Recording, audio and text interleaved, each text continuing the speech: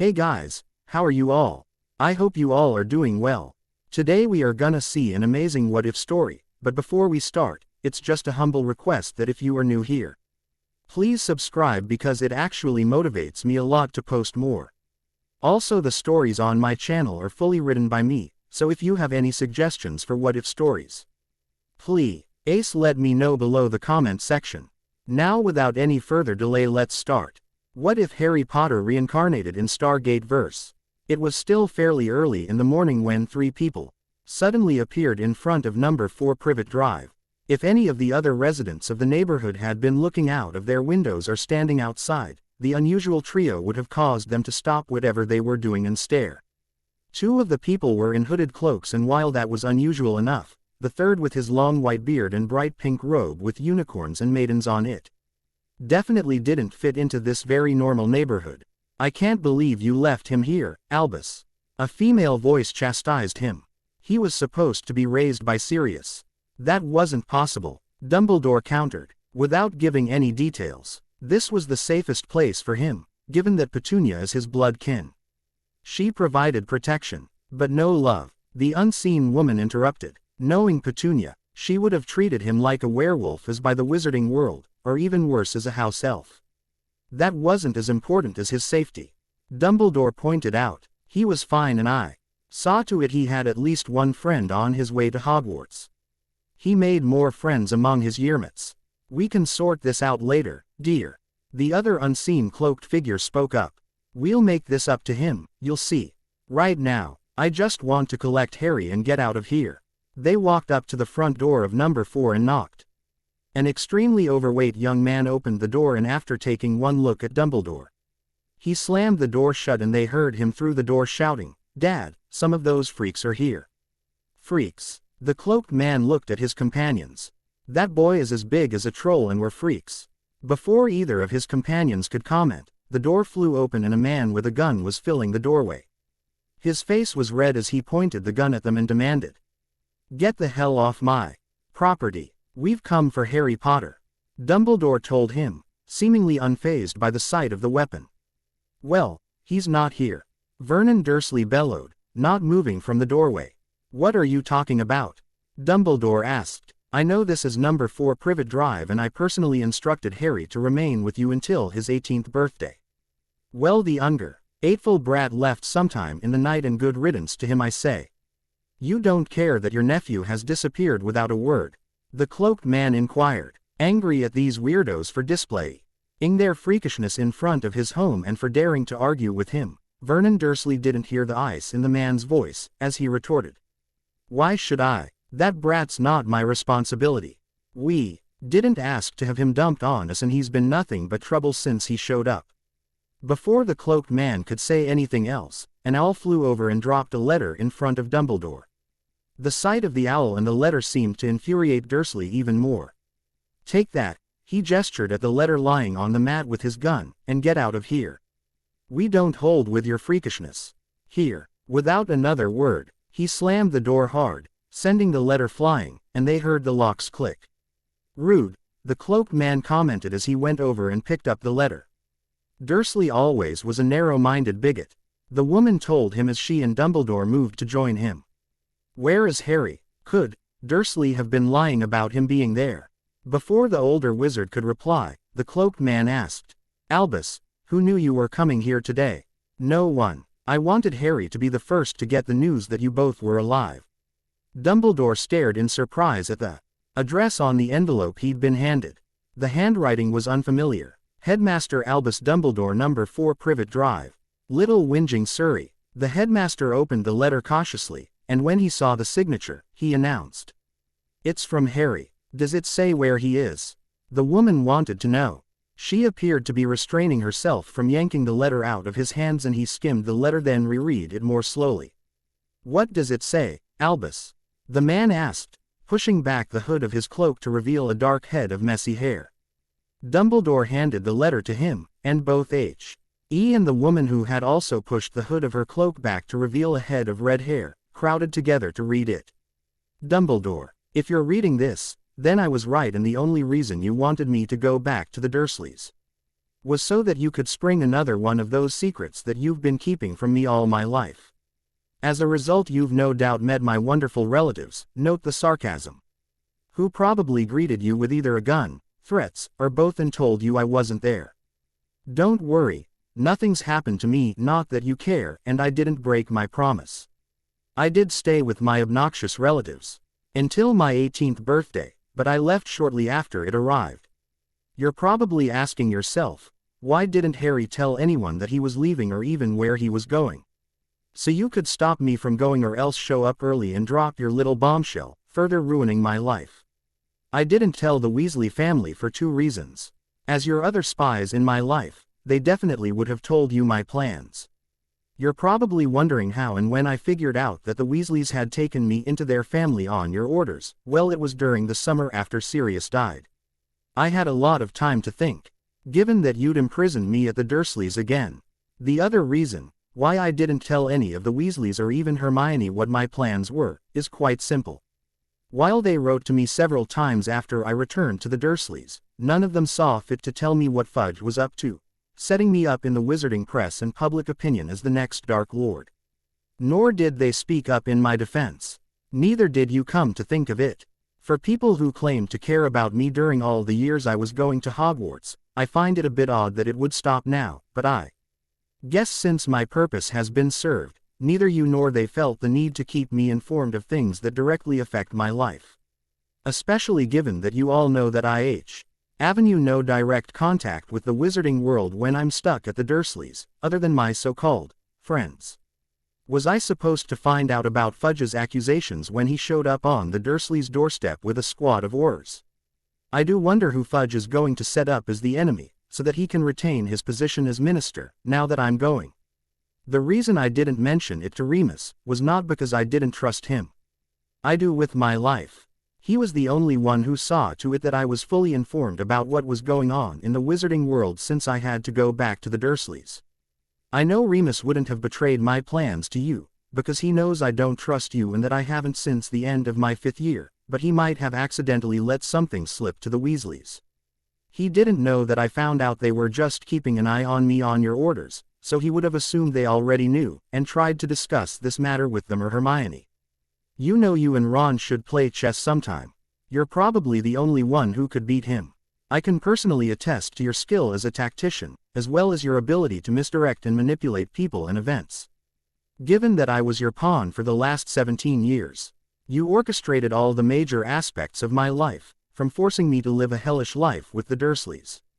For which, by the way, you should get down on your knees and thank the deity of your choice that your actions didn't wind up creating another Dark Lord. While you claimed at the end of 5th year that you knew you were condemning me to 10 dark and difficult years before I got my Hogwarts letter, you were wrong. They weren't dark and difficult, they were hell on earth.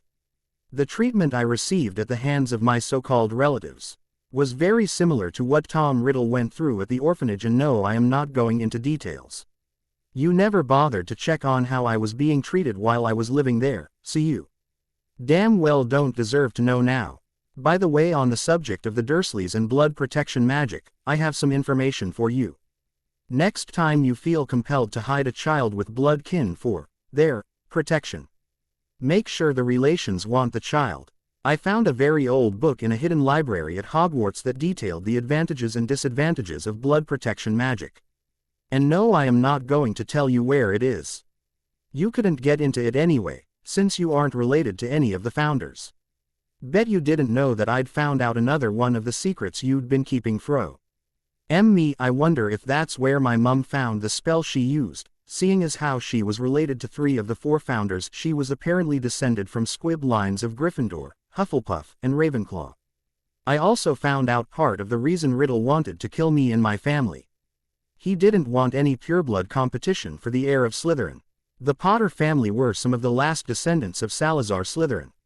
I wonder if my dad knew. This means my Parselmouth ability didn't come from Voldemort as you claimed, it came from the Potter line, though I doubt any of them were aware of it. Anyway, back to the subject of blood protection magic, I would get rid of whatever book you got that information out of because it's all wrong. The one point I found very interesting in the book I read. And since it was an ancient book and you claimed this was ancient magic, I believe it over you, given that you having been lying to me for most of my life about it was that in order for the protect Ion to work the way you claimed it should, the Dursleys had to care about me. Well, we both know they didn't. They barely tolerated my existence. It did work, but because they were unwilling and only took me in to protect their own sorry asses. If Voldemort had really wanted to, he could have penetrated the very fragile wards that you claimed was the strongest protection I could have. And I won't even go into the fact that you should have removed me from their care after Tom got hold of my blood and therefore the protection that my mother left in me. That meant he could have walked right through those damn wards that were supposed to be protecting me. I suppose I should consider myself lucky that the Dursleys didn't want me dead, and that the Death Eaters didn't know where to find me. Other W.I.s, I probably would have been dead a long time ago. Anyway, back to the subject of how you controlled my life. I have no doubt that you arranged my first meeting with the Weasley family at King's Cross Station, though it took me a while to realize it. Nearly 6 years, Mrs. Weasley's not-so-subtle comment about, packed with muggles, and her asking her children for the number of the platform, was meant to get my attention. Mrs. Weasley is not a scatter-brained woman. She's always managed to be on top of things. She had to be raising Fred and George. And given the fact that she had sent 5 children to Hogwarts prior to Ron, not to mention the fact that she had gone herself, meant that she wouldn't have forgotten the number of the platform. Assuming that was the way they usually got on it, all that was done so that I could meet a wizarding family you approved of and one you already had under your control, given that, I have no doubt, Mr. Weasley was a member of the Order the first time Voldemort was around. I also have no doubt that during my 3rd year, if it hadn't been so important for you to retain my trust, you would have let Sirius be kissed. But you had to keep control of your pawn, so you helped me to arrange Sirius' escape. On the run he couldn't interfere with how you were having me raised, so you were quite content with how things were. Not to mention, you had someone who could, if necessary, go into the dark parts of the wizarding world to act as a spy for you. I will not say that you arranged for Sirius' death during my 5th year, but you did nothing to stop it once things were set in motion. As I said earlier, Dumbledore, I don't trust you and haven't since the end of my 5th year when you dropped the first of your I've been keeping a secret bombshells after Sirius was killed. It was at that point I began to realize that I was nothing more than a pawn in your war against Voldemort. Your protests and claims that you only kept silent so long because you began to care too much for me were just for show and to try and keep me under your thumb. If I'd had any options left open to me that didn't involve joining Riddle, you would have lost me right then, but you'd already made sure that there weren't any. Well, Voldemort is defeated and now you can all go back to your safe little hypocritical lives. I'll bet it was your intention after you dropped your bombshell, to put Zard Harry back in his box so that you'd know where to find him in case you or someone else needed him to defend the wizarding world from some other dark menace. Well, now you know that's not going to happen. This pawn's battle is done. He has defeated the opposing king and he is leaving the board for good. You no longer control my life, Dumbledore. I am leaving the wizarding world, today. I intend to go somewhere where you won't be able to find me or interfere in my life ever again. I will finally have a chance to live my own life and make my own decisions. Your former pawn, Harry Potter. P.S. You won't have to worry about what to do with number 12 Grimmauld Place. Since it is now mine, I took care of it this morning and the muggles in the area never heard a thing. Dumbledore, what happened to our son? I can almost feel his rage toward you and the rest of the wizarding world. Just how much hell did he have to go through? The dark-haired man growled as soon as he finished reading the letter. He had a lot more questions he wanted answered, but right now he just wanted to find his son. Where would he have gone, Albus? I don't know, James. If he hadn't mentioned no longer trusting the Weasleys, I would have said we should try the burrow. Dumbledore told him calmly, not pleased with the way his plans had been disrupted. We should be able to try a locator spell in just a little while. Why? The blood protection magic has now failed, since Harry no longer views this place as home. If he ever did, Lily muttered. Dumbledore looked at her reproachfully before continuing. The general protection spells. that were placed on him to keep a locator spell from working, are not due to go down until 8. So assuming Harry hasn't put up a blocking spell of his own, we should be able to find him. Dumbledore could tell from the expressions on James and Lily's faces that they were not happy with this turn of events. It had taken a lot of persuasion and promises on his part to convince the Potters to entrust their infant son into his care, when word had come that Voldemort intended to kill them.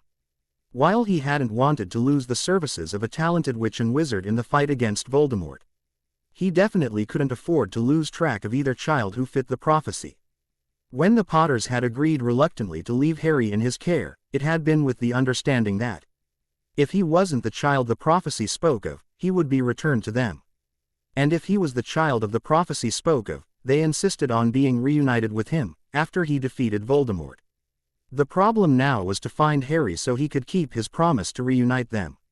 He hadn't expected the boy to pull this disappearing act. He had thought young Potter was still under his control, but it appeared as though the boy had managed to fool him.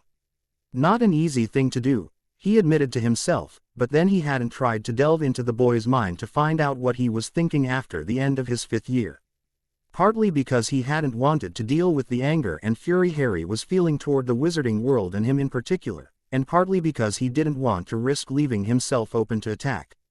If Voldemort became aware of his intrusion into the boy's mind, he might decide to attack, using Harry's mind as the battleground. By the time Harry had returned to Hogwarts for his 6th year, everything seemed to be back to normal, so he had let sleeping dogs lie, as the Muggles would say. Young Potter had been somewhat subdued, but Dumbledore had expected that. Given how much Harry had loved his godfather for the all too brief time he had him, the openness and friendliness that young Potter had shown toward others had also been noticeably absent. Dumbledore had missed the easy rapport he had shared with Harry. The young man no longer sought him out with problems or questions, and whenever they had met, Harry was civil to him, but that was all. Any attempts by the headmaster to find out how Potter was doing were met with, "Fine," and an expressionless face. It had irritated him that Snape got more of a reaction out of the boy than he did. He had noticed a definite distance between Harry and his best friends, but had put down to the growing attraction between Mr. Weasley and Miss Granger that was leaving Harry more and more on the outside, as well as Harry's well-known desire not to have anyone else made a target because of him.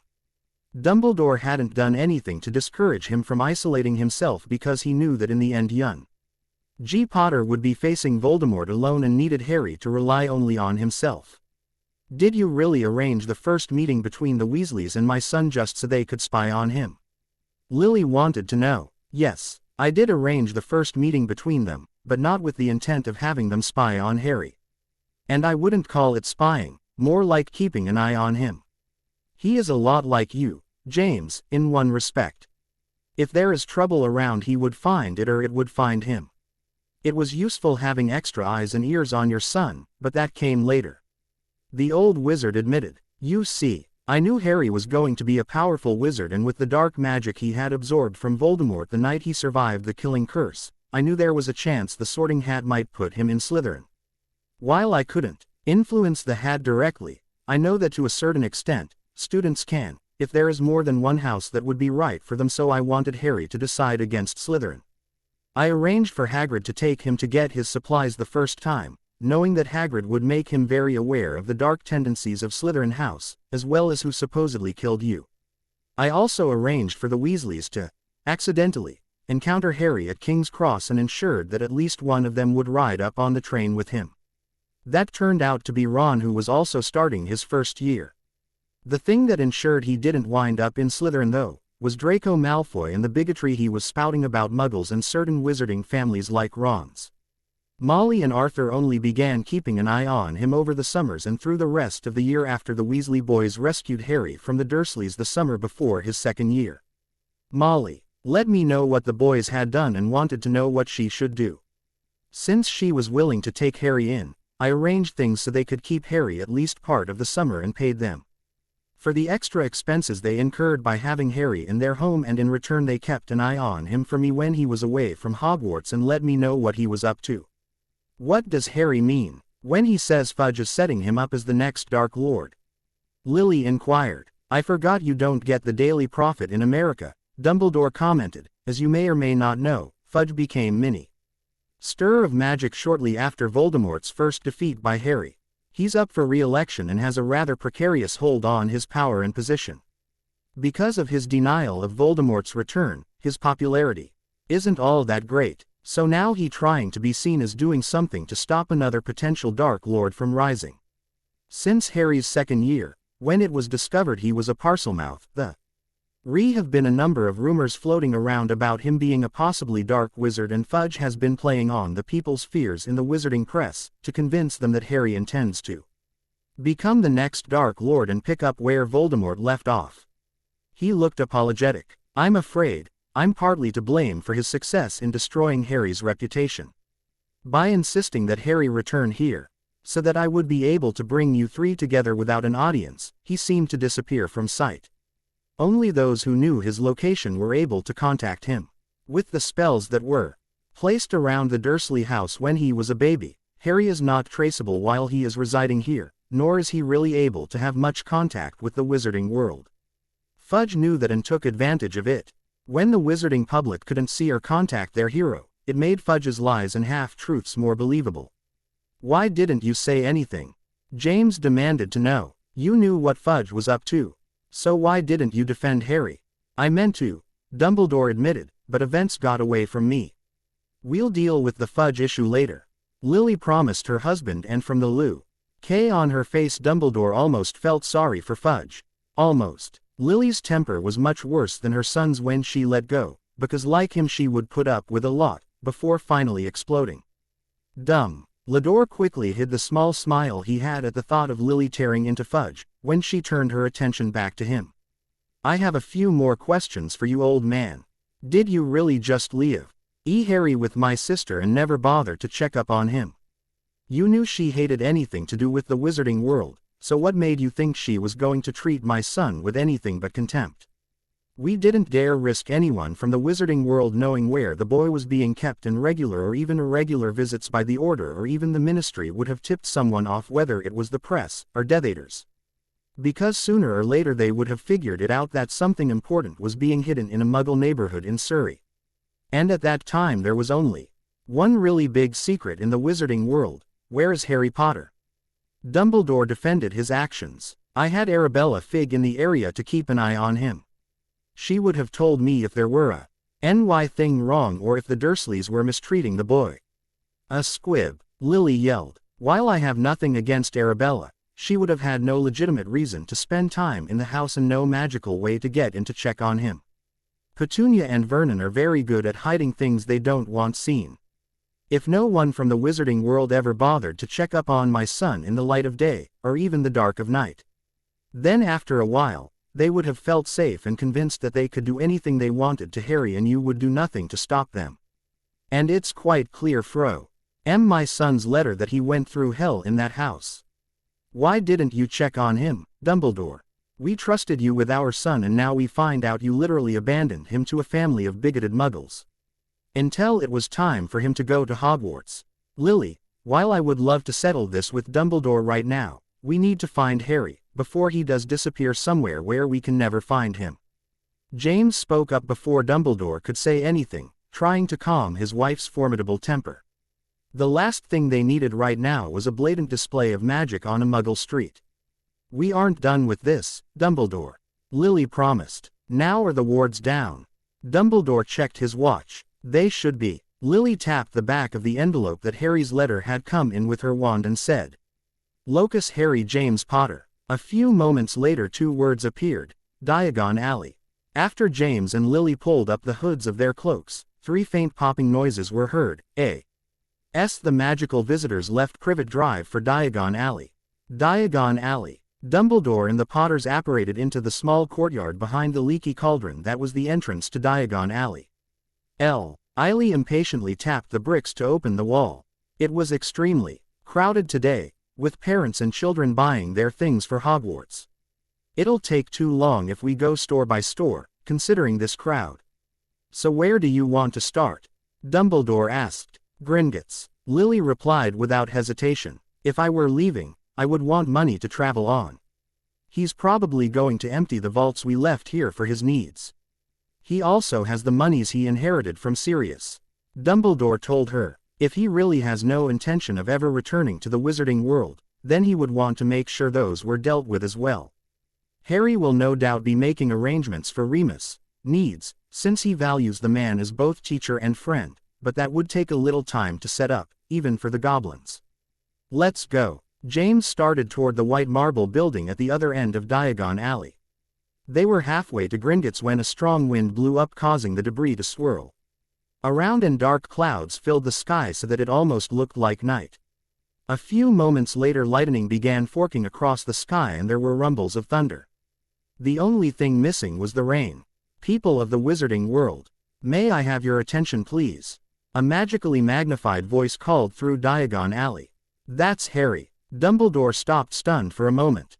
But where is he? Lily demanded. She couldn't find the source because of the way it was echoing in the narrow confines of the alley. Gringotts, James announced, looking at the people who were beginning to crowd around in front of it. They tried to make their way to the front of the crowd, but were making no headway against the sudden swell of people, so James pulled out his wand and, pointing it in front of him, muttered, Creo Illic. A small path opened up.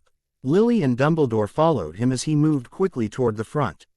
What they found when they got to the front was the boy who lived standing on the steps of Gringotts. And the area around him seemed to be free of wind and lightning.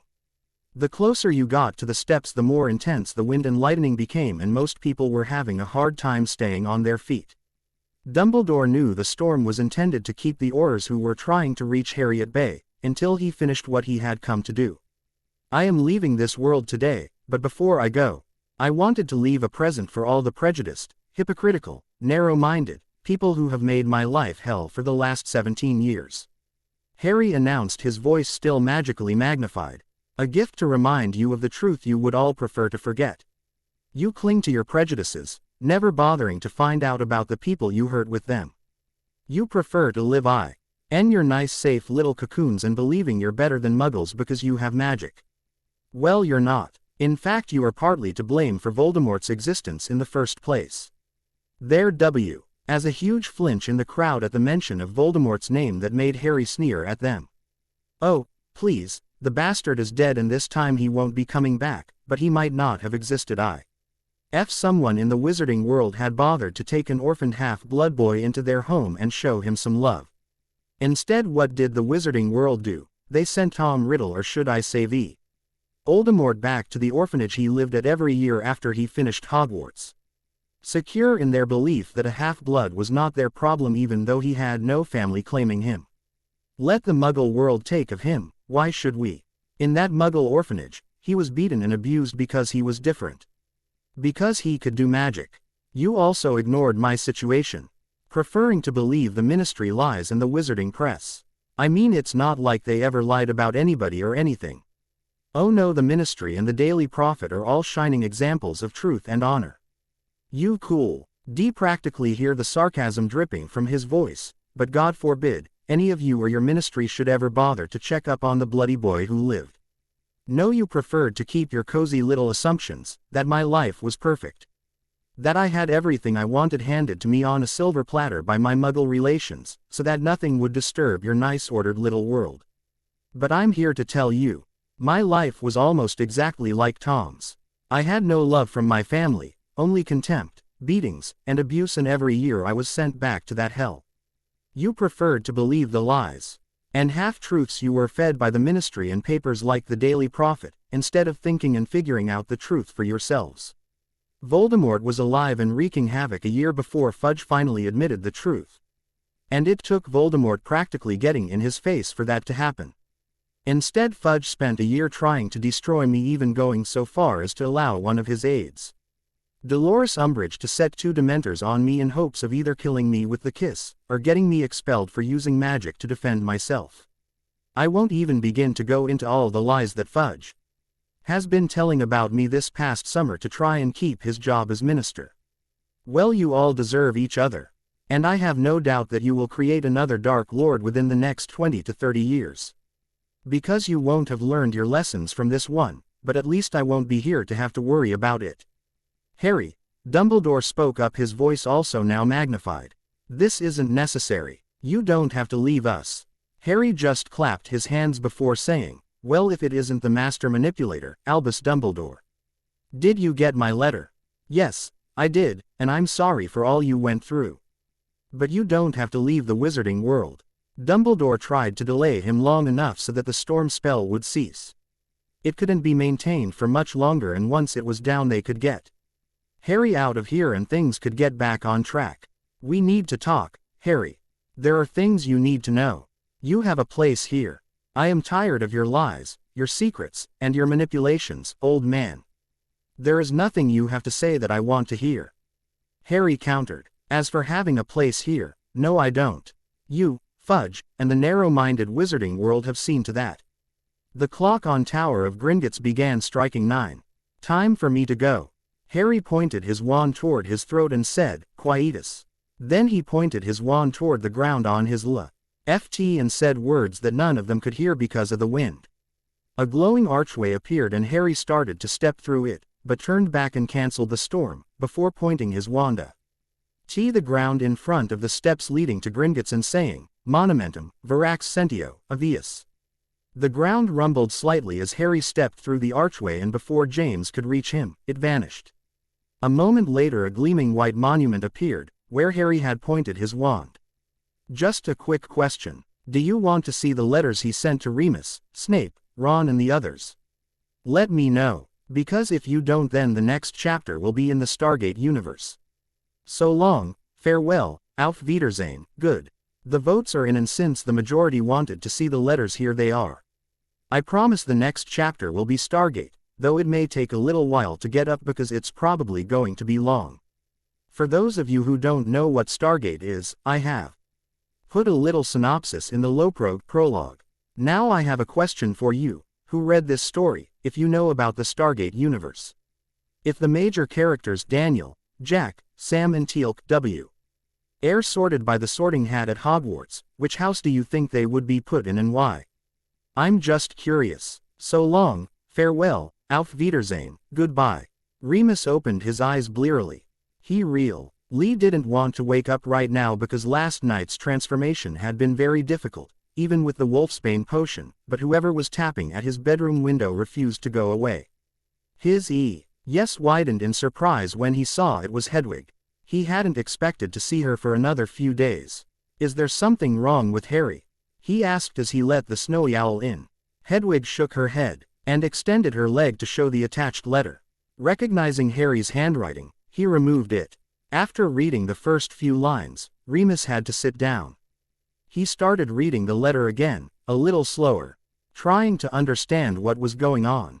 Moony, this is proving to be the hardest letter of all to write.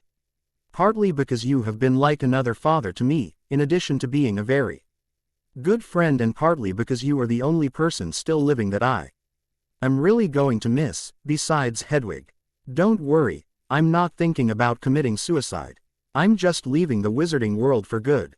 I'll bet you just sat down and are now staring at the wall wondering why I'm doing this. It's very simple. I will never have a chance at the life I want in the Wizarding World or anywhere they can find me. I've done a lot of thinking about this, especially after Sirius' death. The Wizarding World is fickle. To them I will always be either a hero or a scapegoat. This past month has proven that beyond reasonable doubt, even if the last 7 years of my life hadn't. At first I'm viewed as a hero for saving the Wizarding World from the threat of Voldemort, but then because I refuse to allow myself to be controlled or used by those in power, Fudge, they start a smear campaign, claiming that I am becoming the next Dark Lord. Added to that is that fact that the wizarding public, who should have no reason to believe or trust the lying bastard any farther than they could throw Hogwarts, is swallowing his tales, as if they were gospel. What's really amazed me is the fact that no RORS showed up at the Dursleys to arrest me, but then I forgot that a large portion of the Wizarding World is made up of cowards. I mean, even though they know he's dead and never coming back, they still won't say Voldemort's name, not even Ron, who should know better. I'm going to stop right here on this subject before I say something I will regret. You're probably wondering where in this world can I go that the wizarding community won't be able to find me. The answer is nowhere in this world. I found a very old spell at Hogwarts though, that in the simplest terms will open a portal to a world where I will belong. I wish I could take you with me, but a world that would be right for me, might not be right for you. I know I said it before, but you and Hedwig are the only ones I will really miss, once I leave this world. I deeply regret that I am leaving you alone, but I can't see any other way for me to have any kind of life of my own. You know, separate from the boy who lived in Destroyer of Voldemort, crap. Or if for those who believe Fudge's lies, the newest Dark Lord out to destroy Wizardkind. I told Hedwig to stay with you.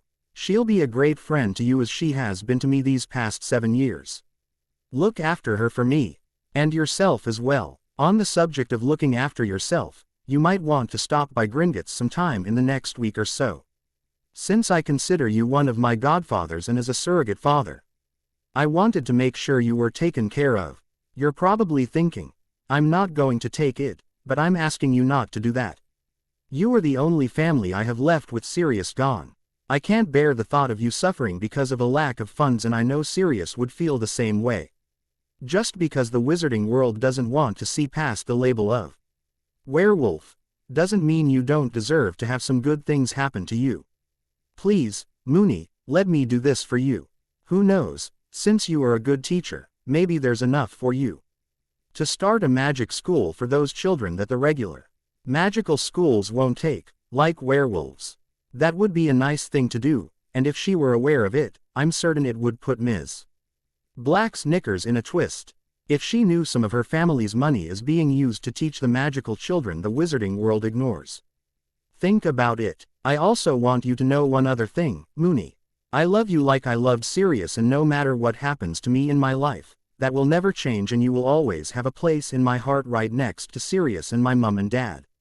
Love, Harry. Remus folded the letter carefully and put it under a box on his dresser. He didn't quite know what to feel at this moment. On the one hand, he was sad to be losing his last link to his past with the Marauders and Lily as well as his surrogate son. On the other hand, he could fully understand Harry's need to leave and get a fresh start. If Harry remained in the wizarding world, the wizarding public would never let him live the quiet, unassuming life he wanted. They would always try and force Harry to fit their conception of what and who he should be, rather than letting him be who he really was. Has he gone yet, Hedwig? Remus asked, knowing that the owl would know if her first master was no longer in this world. After a few moments, the snowy owl's head bobbed slowly up and down. Remus could almost feel her sadness over the fact that her master had gone somewhere where she couldn't follow him. Sighing, Remus reached out and stroked her chest feathers. I know how you feel, girl. I'm going to miss him too. Severus Snape looked up from his lunch in surprise as a horned owl flew in the open window from his garden, carrying a large package. He wasn't expecting any deliveries, so he was instantly suspicious and pulled out his wand. Given that the children of the remaining Death Eaters, who were now locked up in Azkaban, knew he'd been a spy for the light side, they might want to take revenge on him for his part in bringing down their parents and Voldemort. The owl set the box down instead of dropping it on the table as they usually did, then took off. The plain brown wrapper revealed nothing about the sender or the contents of the package. He cast several detection spells at the box and they revealed nothing harmful about the box or its contents. Still cautious and suspicious, Snape got a pair of dragonhide gloves from his potions work room and put them on before opening the package. Inside he found an envelope, addressed simply, Snape, and a pensieve filled with swirling silver mist. He opened the envelope and pulled out a letter. Snape, bet you never expected to hear from me after you finally saw the back of me at graduation. Well, I won't keep you in suspense. In the Muggle world there is a story about a man confronted with 2 doors. Behind one of them was a beautiful lady whom he could have for his wife. However, behind the other, there was a very hungry tiger who would eat him. He basically had to choose between love or death and open one of the doors. In your case the choice isn't quite that hard.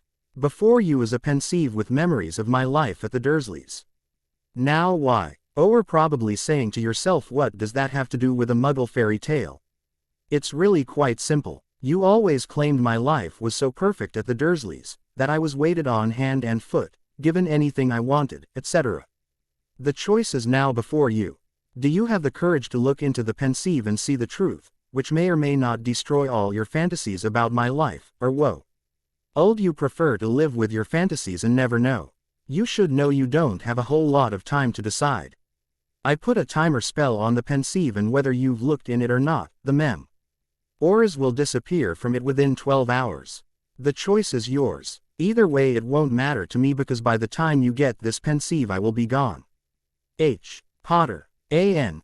I'll leave it to you to decide for yourself whether Snape looked in the pensieve or not. I personally believe he would, but he would wait until almost the last minute to do it. When Ron came downstairs for breakfast, he found his mother and fiancée, Hermione Granger, sitting at the table staring at a letter, a shocked look on their faces. "What's up, Mum?" he asked, feeling slightly worried that something might have happened to Bill or Charlie. Since they both did have slightly dangerous jobs, Hermione handed him the letter, without saying a word. "Weasleys and Granger, by the time you get this, I should be gone. Given how I was defended by my friends and surrogate family from Fudge's attacks in the press, I'm wondering if you'll even care that I'm gone, or just say, good riddance. Bet you all thought I didn't know out Fudge's attempts to make me into the next Dark Lord. You sure as hell never saw fit to tell me what that moron was up to, and it directly affected me.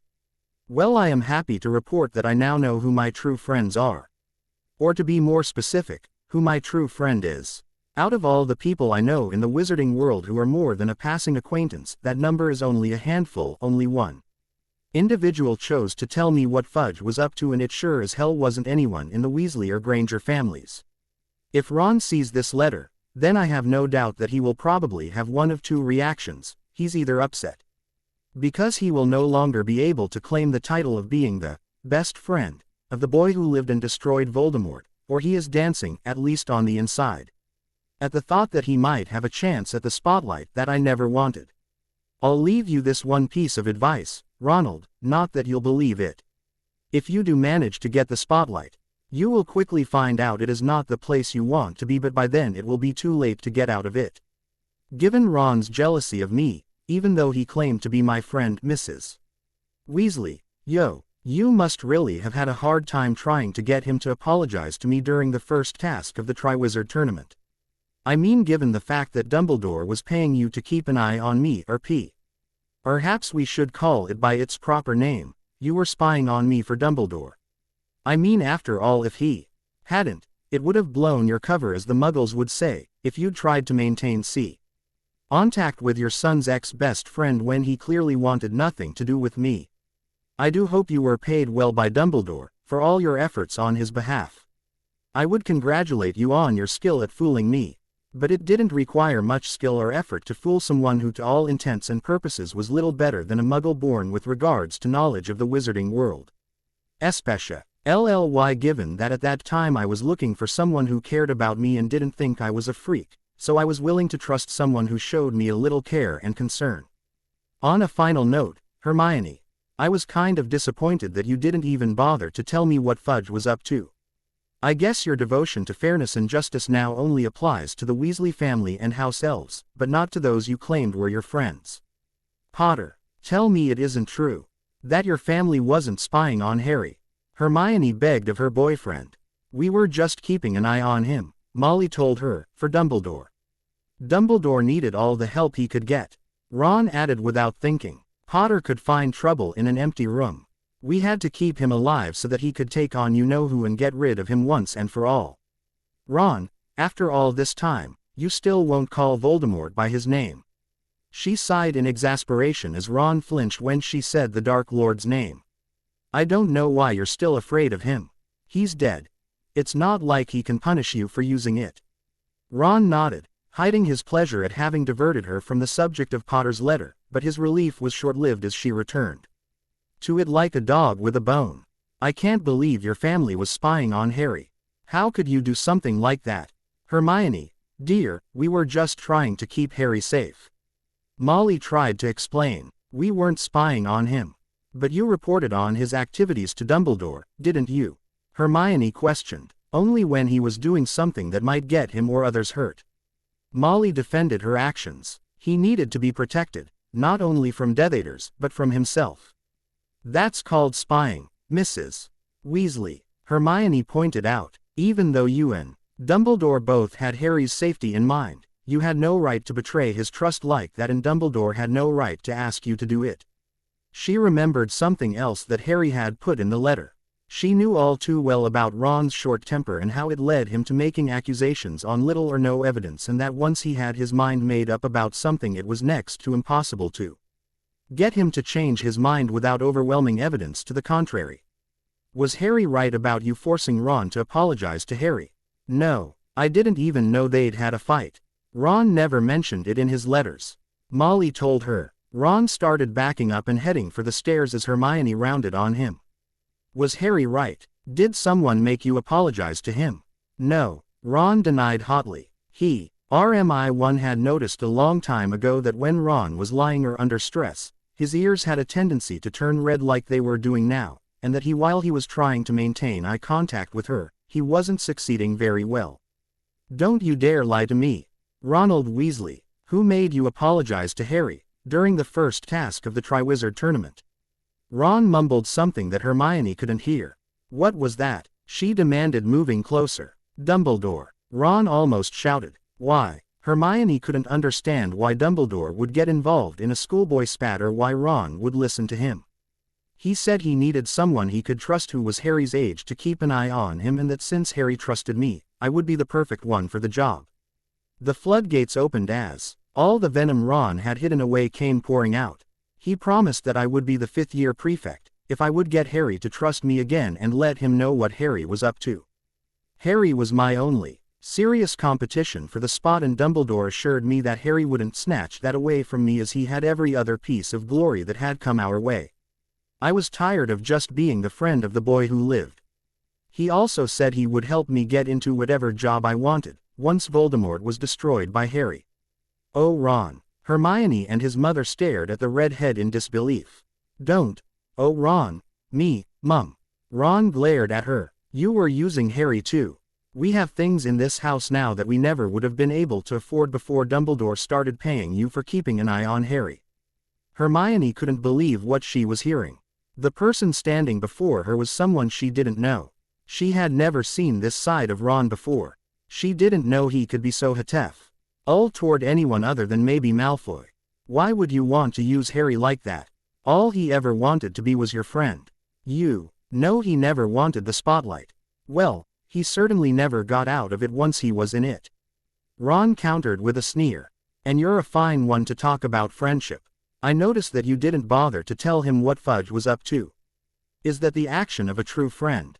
I may not have been as good a friend to Harry as I should have been, and I may have been too caught up in what was going on between us for the last couple of months, but at least I never set out to use him. That's not what real friends do to each other. Hermione shot back, before pulling her engagement ring off her finger and setting it on the table. I realize now that I don't know you at all, Ron. I believe we need to rethink getting married.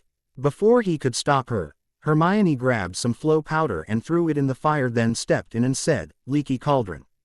The crowd parted slightly, allowing Dumbledore and his hooded companions to move to the front of the crowd standing around the monument Harry Potter had created. It appeared as though the same message was carved on both sides, so that people would have to see it whether they were coming or going from Gringotts. To the Wizarding World, this memorial is here to serve as a permanent reminder of how your actions and attitude toward those around you drove off the boy who lived in the destroyer of Voldemort. Members of the wizarding community no doubt consider them's leaves very open-minded, when in fact for the majority of you the opposite is true. A large portion of the wizarding community is quite content to be led like sheep and told what you are supposed to think by organizations such as the Ministry and press like the Daily Prophet. You don't bother to think for yourselves. This makes you extremely narrow-minded, though you are probably shaking your heads trying to deny it. By definition, a narrow-minded person is one who is lacking in tolerance toward people and things that don't fit their view of what the world should be, or show a distinct lack of flexibility in their thinking. In many ways, the wizarding community is a lot like a group of young children. To you things are either black or white, light or dark, good or evil. There isn't any middle ground or gray area for you or at least not much of one. Magic in and of itself is neither good or evil. It is only the use to which it is put that determines whether it is good or evil. The wizarding community also tends to be extremely judgmental. You have a tendency to treat people based on what they are rather than who they are. Now before you say that isn't true, consider the following groups: Muggle-born, Squib, Gryffindor, Slytherin, Werewolf, Parselmoth. To a pure-blood wizard, who is obsessed with keeping the wizarding world pure. A Muggle-born witch wizard is considered an abomination. They don't stop to realize that without the infusion of the Muggle-borns and half-bloods into the wizarding world, wizards as a race would have died out a long time ago from inbreeding. A Squib is treated with contempt by most wizards because they have very little magic. The reason the wizarding world treats them this way is because they are a constant reminder that magic can be bred out of a family as easily as it can be bred in, and you don't want to face that. Gryffindor. Everyone instantly thinks of those in Gryffindor house as good and on the side of light and right, but that's not always the case. The most recent example of a dark Gryffindor was Peter Pettigrew, who joined Voldemort, and his treachery brought about the deaths of many, including Lily and James Potter. Slytherin. Everyone instantly thinks of those in Slytherin as evil and that they're all dark wizards. Harry Potter was once told, "There wasn't a witch or wizard who went bad who wasn't in Slytherin." That is not entirely correct. While there are more dark wizards out of that house, if it were not for Slytherins like Severus Snape, Voldemort might have taken over the wizarding world on his first attempt, and without Snape's and Draco Malfoy's assistance, he might have succeeded on his second. When a witch wizard hears the word werewolf, they immediately think, dark creature, get away. You never stop to consider the human being who was unfortunate enough to be bitten. They did not ask for it to happen, and yet they are shunned or treated as something less than human by those around them, including sometimes their family. With the exception of a few days around the full moon, a lycanthrope is a human being and should be treated as such, but very few will take the risk of getting to know the person out of a fear of being labeled dark. And last but not least, we come to parselmouth. I'm certain that every witch wizard reading this instantly thought, dark wizard, evil. Just because a witch wizard can speak to snakes, it doesn't automatically make them evil. It is a magical gift like being a seer or able to do wandless magic. And as final proof, in case you didn't already know, Harry Potter, the wizard who destroyed Voldemort, is a Parsel mouth, and most definitely is not dark or an evil wizard. These few examples have been listed to make a point. The wizarding world by its own actions created the Dark Lord Voldemort, because you couldn't be bothered to take better care of an orphan half-blood wizard named Tom Riddle. WHO knows you may have also created the Dark Lord Grindelwald as well. The only ones WHO would know the truth of that are most likely dead. Consider this as a warning, and probably the only one you are likely to get. If the wizarding world doesn't change its behavior toward others, then sooner or later you will create another Dark Lord, only this time there may be no hero to save you because you will have probably driven them off, the same way you did Harry Potter on July 31, 1998. As Dumbledore and his companions stepped away from the monument, a wizard standing nearby heard a female voice from within one of the hoods say, "You know his accusations against the wizarding community are true. All of us in one way or another are prejudiced." "That is unfortunately very true," Dumbledore agreed, as they continued to walk away, but until parents teach their children. Number 4 Privet Drive, August 1, 1998. The Dursley family was enjoying the first full day of their new Potter-free, wizard-free life, and as Petunia Dursley was setting breakfast in front of her son, she heard the clink of the mail falling through the mail slot. Since Vernon was busy with the paper, she went to get the mail. As she picked up the mail, a pale green parchment envelope caught her eye. Pulling it free of the stack, she saw it was addressed in the most elegant calligraphy she had ever seen to Mr. and Mrs. Vernon Dursley, number 4 Privet Drive, Little Whinging, Surrey. She thought to herself, whoever sent this must have quite a bit of money. She opened it quickly. expecting to find an invitation to a party or an elegant dinner. The shriek that tore through the house startled Vernon so badly he dropped his paper into his breakfast. He headed into the hallway to find his wife standing there, a letter clenched in her fist, swearing. He had never heard her use such foul language before. Cautiously, he asked, "What's wrong, pet?" "This." She shoved the crumpled letter at him and then resumed her swearing. Vernon smoothed it out and began reading. "Dear Aunt Petunia and Uncle Vernon, while I have left your home for good, I felt I should do something to repay you both for your care and many kindness to me over the past 17 years. I know, for example, Uncle Vernon, that you constantly worry about losing your job at Grunnings, and I wanted to let you know that from now on you will never have to worry about that again. You will always have a job at Grunnings, and no, I didn't use magic to achieve it either. I now own the company. I bought it with some of the funds left to me by my parents when they died. You were wrong, Uncle Vernon. My parents did have money. In fact, between what they left me and what my godfather left me, I'm now as rich as the Queen. Anyway, back to business. I must tell you though, Uncle Vernon, you will no longer be the managing director. You see, as soon as I acquired the company, I had the accountants at my parents' bank go over the books for the last 20 years and they uncovered your creative bookkeeping. I must say they were quite impressed by it. They thought it was very good, not quite up to goblin standards, but quite ingenious for a human. Anyhow, as I was saying, the job you will have from this day forward will be enough to supply you and Aunt Petunia with food, clothing, and other basic necessities of life. But not quite at the standard you are used to now. However, since that salary is just for you and Aunt Petunia, you should both make out fine. In case you didn't understand what I just said, I will spell out it for you. None of the money you will receive for your new job at Grunnings is intended for Dudley's use or to supply him with food or clothing. He is old enough now, so he is going to have go to work, and if he wants to, he can go to work right alongside you. I have made provision for that, but he won't be able to skive off, he'll have to really work. Be warned if you or Aunt Petunia try and use any of the salary you were paid to purchase things for Dudley, I will know, and my bankers have orders to cut your salary in half at once. You can of course choose to refuse the job, but if you do, then be aware that the goblins at Gringotts have orders to notify Inland Revenue and provide them as well as the prior owners of Grunnings with the proof of your embezzlement. Which means, dear Uncle Vernon, you will be the one going to prison, not I. I would also recommend you not go looking to dear Aunt Marge for help. I also decided to repay her for her many kind compliments about my parents, and after having some people check into her business as well as her past, she is currently under arrest for cruelty to animals as well as for training some of her dogs so that they were a danger to the children in the community. Aunt Petunia, I'm afraid that you will have to start looking for another place to live. The salary Uncle Vernon will now be bringing home will not be enough to maintain the house in the standards you are used to. Especially since you never did any of the work to maintain it, once I was old enough to follow orders. Besides, the house doesn't really belong to you.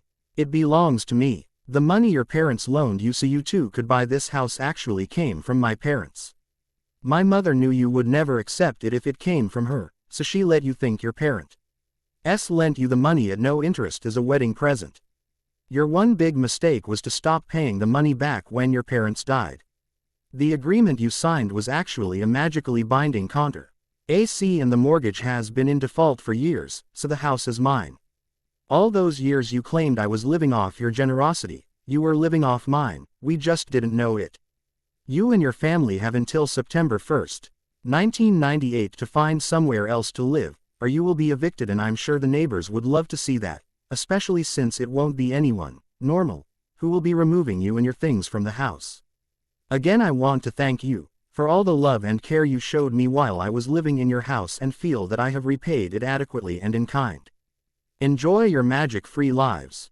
Your nephew, Harry Potter. That ungrateful whelp, Vernon growled, ripping the letter to shreds. After all we did for him. We fed and clothed him, but was he grateful? No. Petunia had calmed down somewhat. What are we going to do, Vernon? What can we do? He's left us with no choice. Vernon glared at her. I warned you not to take that brat in.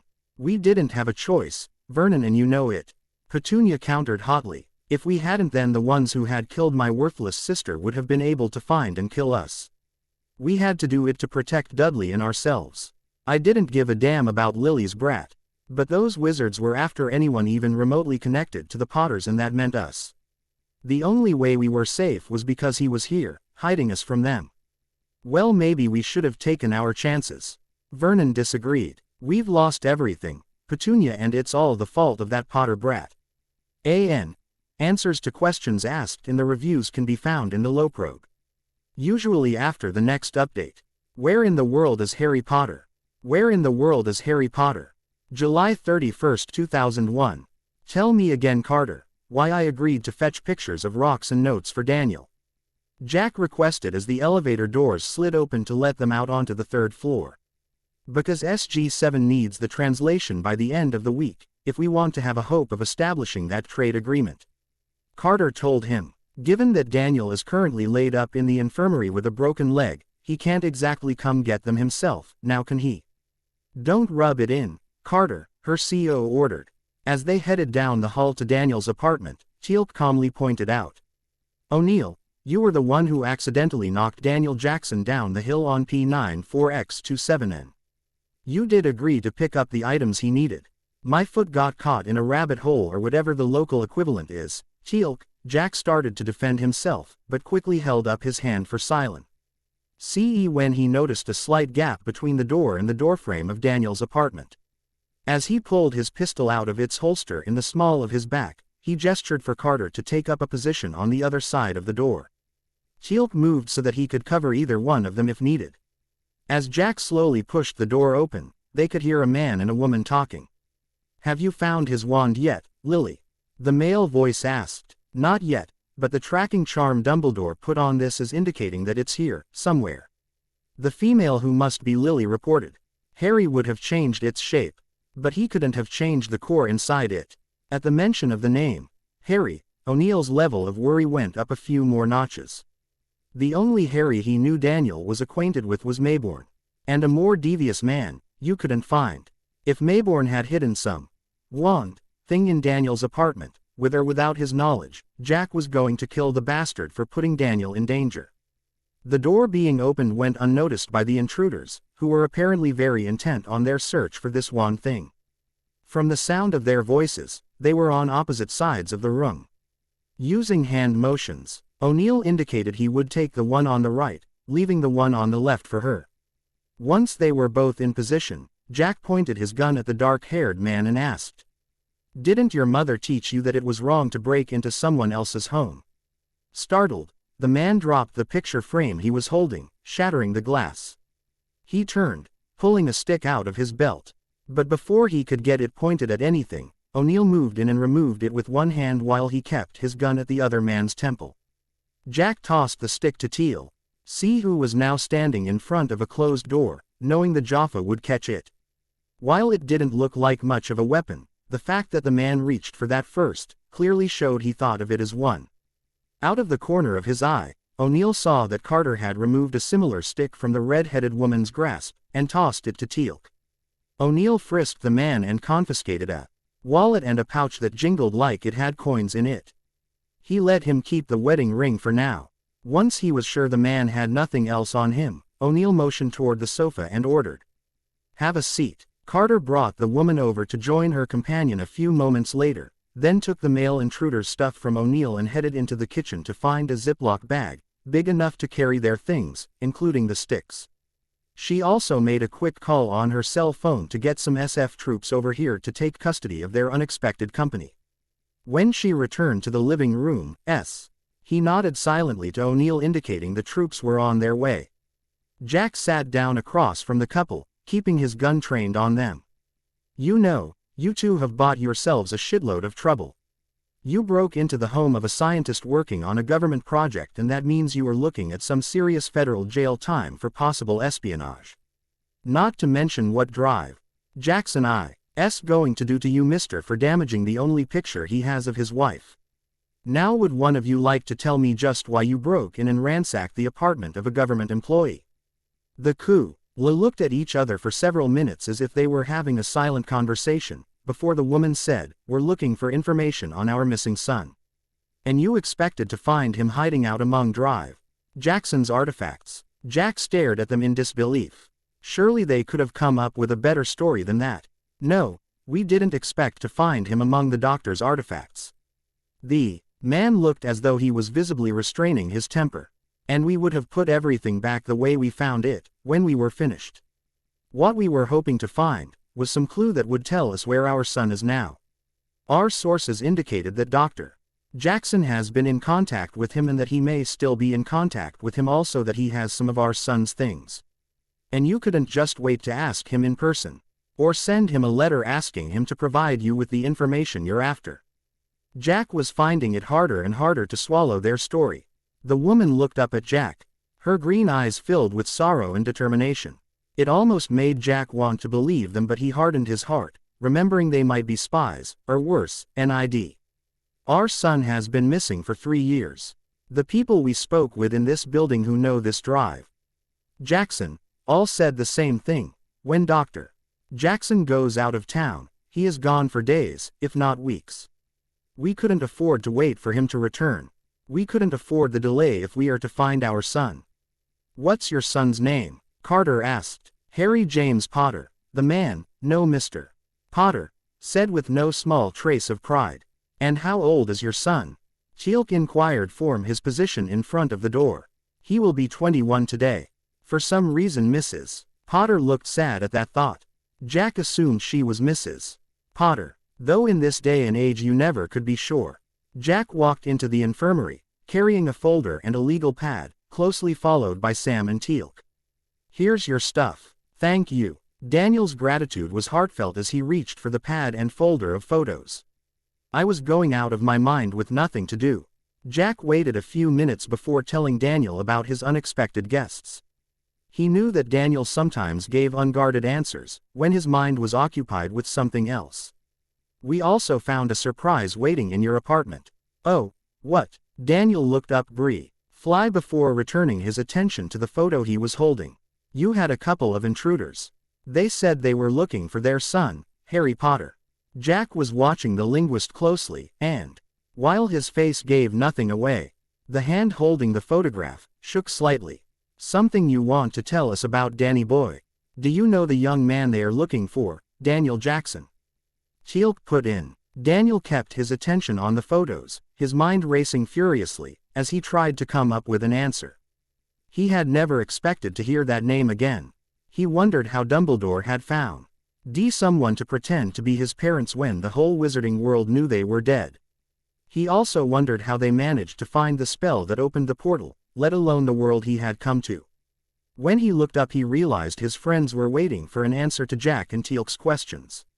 Meeting their gaze, he carefully replied, I know a Harry Potter, but he's an orphan. His parents died before he was 2 years old. Could he have been lying? Cater wanted to know. We got the impression from the Potters that he ran away for some reason. When did you meet him? I met him when I was coming back from Chicago. After that business with Osiris. Daniel told them. We both had long layovers before our flights and we kept running into each other, literally, in the coffee shop, the bookstore, and a few other places. So to save ourselves possible injury, we found a sit-down restaurant, and spent most of the evening talking. We found we had quite a few things in common and a few shared interests. It wasn't exactly a lie. He had met someone during the wait to get back to Colorado Springs. He and the lady had spent several enjoyable hours discussing places they had been and things they had seen in their travels around the world. He met Sam's eye and told her. No, he wasn't lying about being an orphan or unwanted by the people who were taking care of him. Believe me, he habits and behaviors left over from that can't be easily faked, especially not to someone who was also in the system. What's a wand? Jack asked suddenly. What kind of wand, sir? A magic wand, a fairy wand. Sam couldn't understand why he had suddenly changed the topic. This couple, calling themselves the Potters, were looking for something called a wand at your place, Daniel. Well, the only thing that comes to my mind, just like Sam's, is either a magic wand, like magicians use in their stage shows, or the wands mentioned in fairy tales that supposedly could do real magic. I certainly don't own one of those, and he spoke up quickly. Anticipating Jack, nobody has left a wand in my care, or sent me 1. Before Jack could say anything further, an airman came in with a piece of paper that he handed to O'Neill. After he read it, O'Neill handed it off to Sam. "What is it?" Daniel asked as Sam passed the paper to Teal'c. "It appears as though we have been talking about, and are currently detaining a couple of ghosts," Teal'c stated. "Come again," Daniel requested. "James, Lily, and Harry Potter all died in a car accident in England, on October 31, 1981. Jack told him. "They were killed by a drunk driver named Tom Riddle." Daniel paled at the thought that Tom Riddle had managed to kill his parents in this world as well, and this time had managed to kill him as well.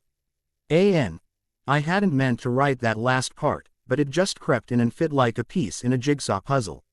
I also hadn't meant to stop this chapter so abruptly, but after Riddle contributed his bit, everyone shut up.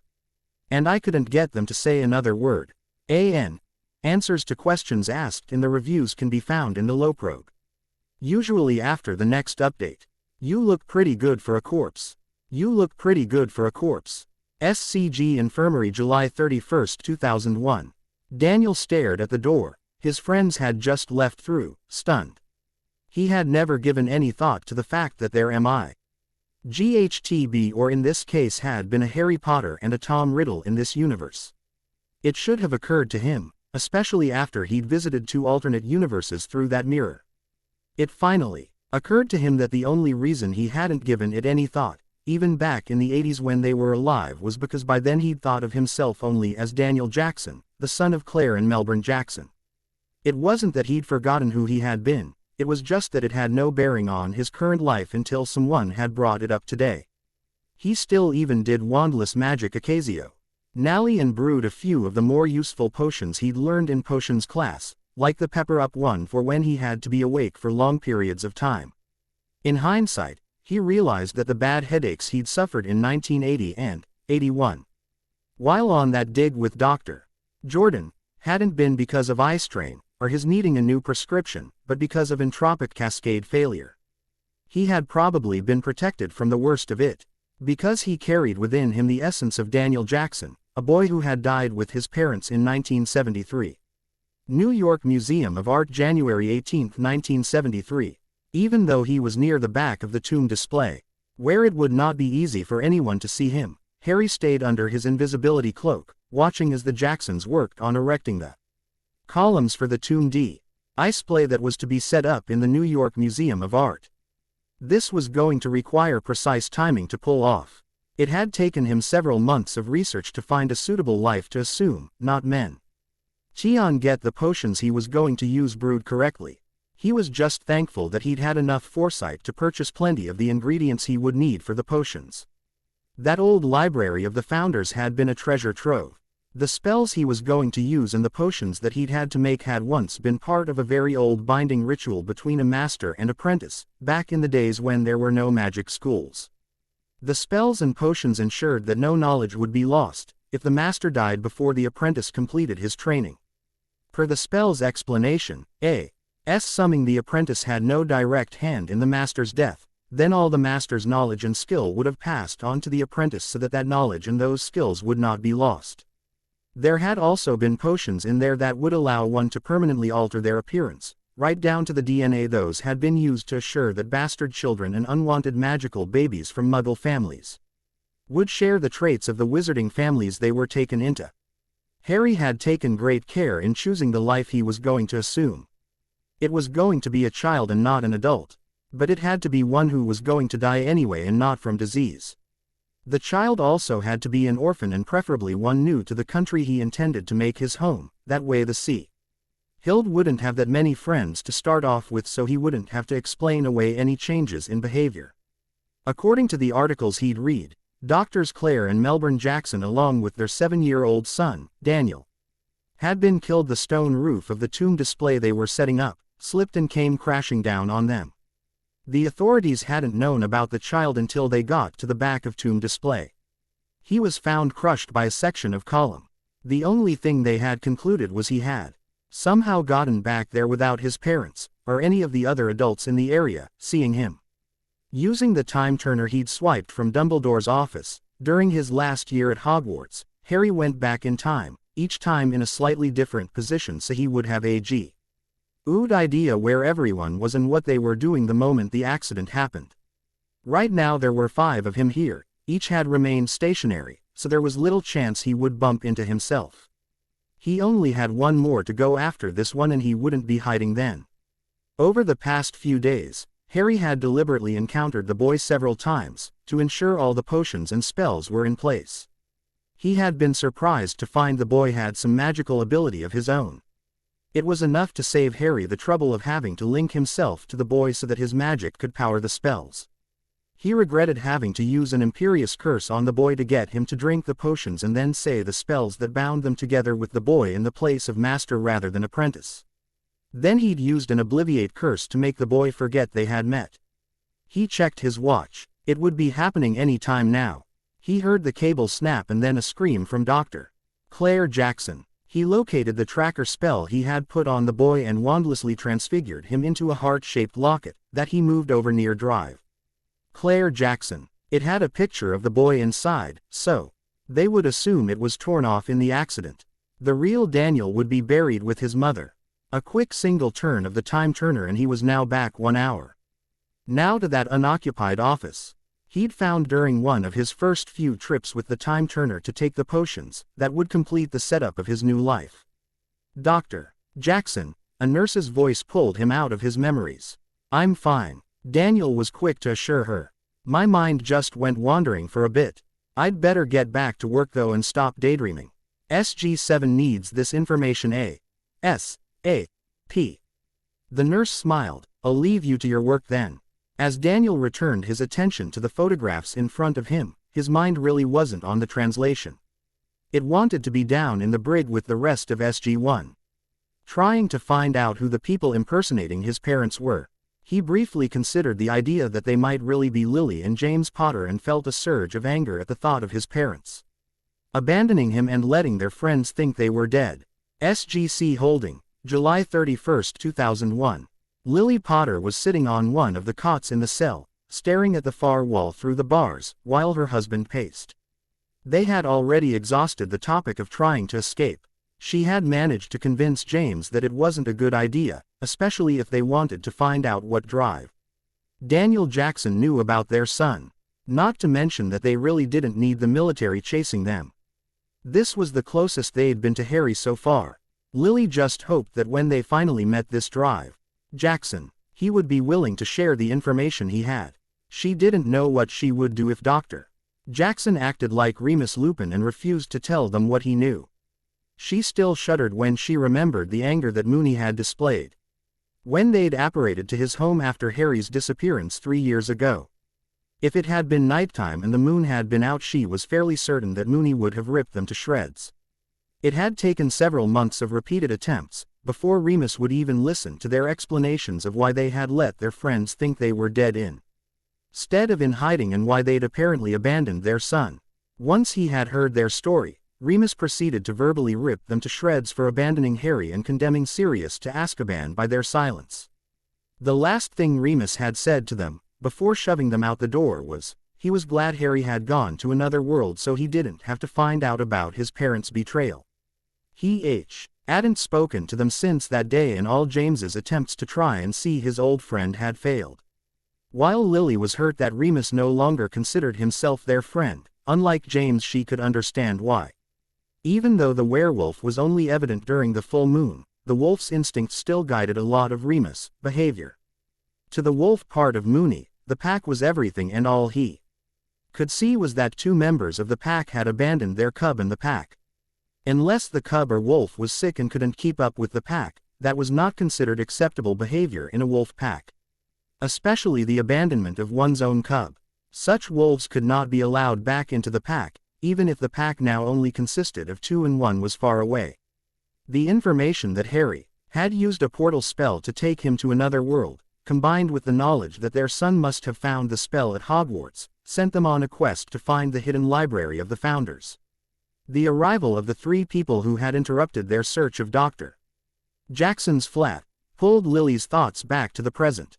James and the gray-haired man who had the name O'Neill on his jacket. Head above the pocket, engaged in a staring contest before the gray-haired man spoke. Would you two care to change your story any? What do you mean, change our story? James growled. We told you the truth. I am James Potter. This is my wife, Lily Evans Potter. And we are looking for information regarding our son Harry Potter, who went missing 3 years ago on his 18th birthday. Well, Hen, I must say you to look very good for a couple of 20-year-old corpses. O'Neill congratulated them. What are you talking about? Lily knew she sounded confused as she joined her husband at the cell bars. Did you think we wouldn't check your story out? The gray-haired man wanted to know. According to the records, James and Lily Potter, along with their son Harry, were killed by a drunk driver named Tom Riddle on October 31, 1981. O'Neill watched as the prisoners' faces turned pasty white.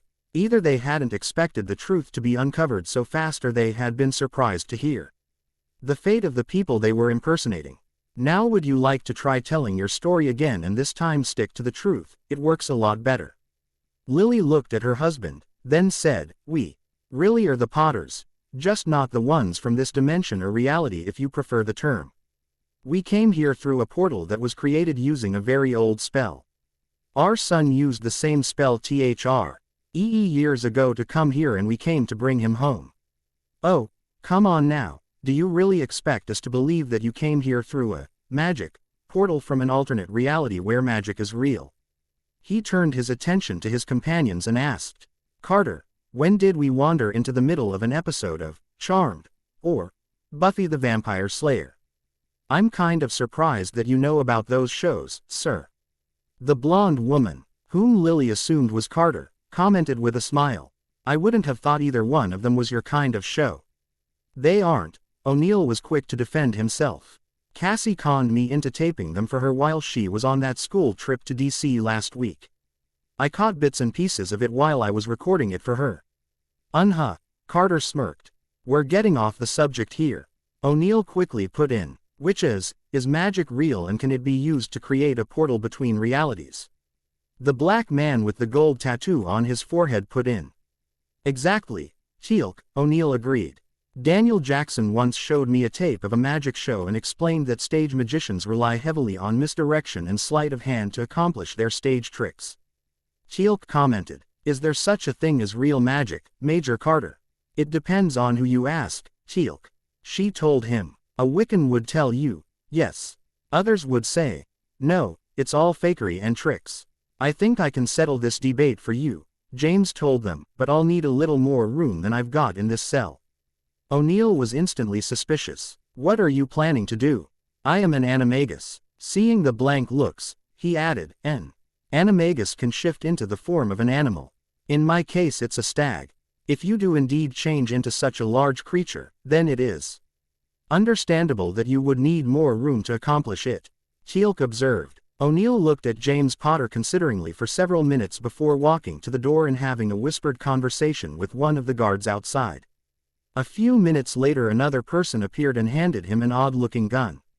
O'Neill pressed something on the side and the gun changed shape with a whine.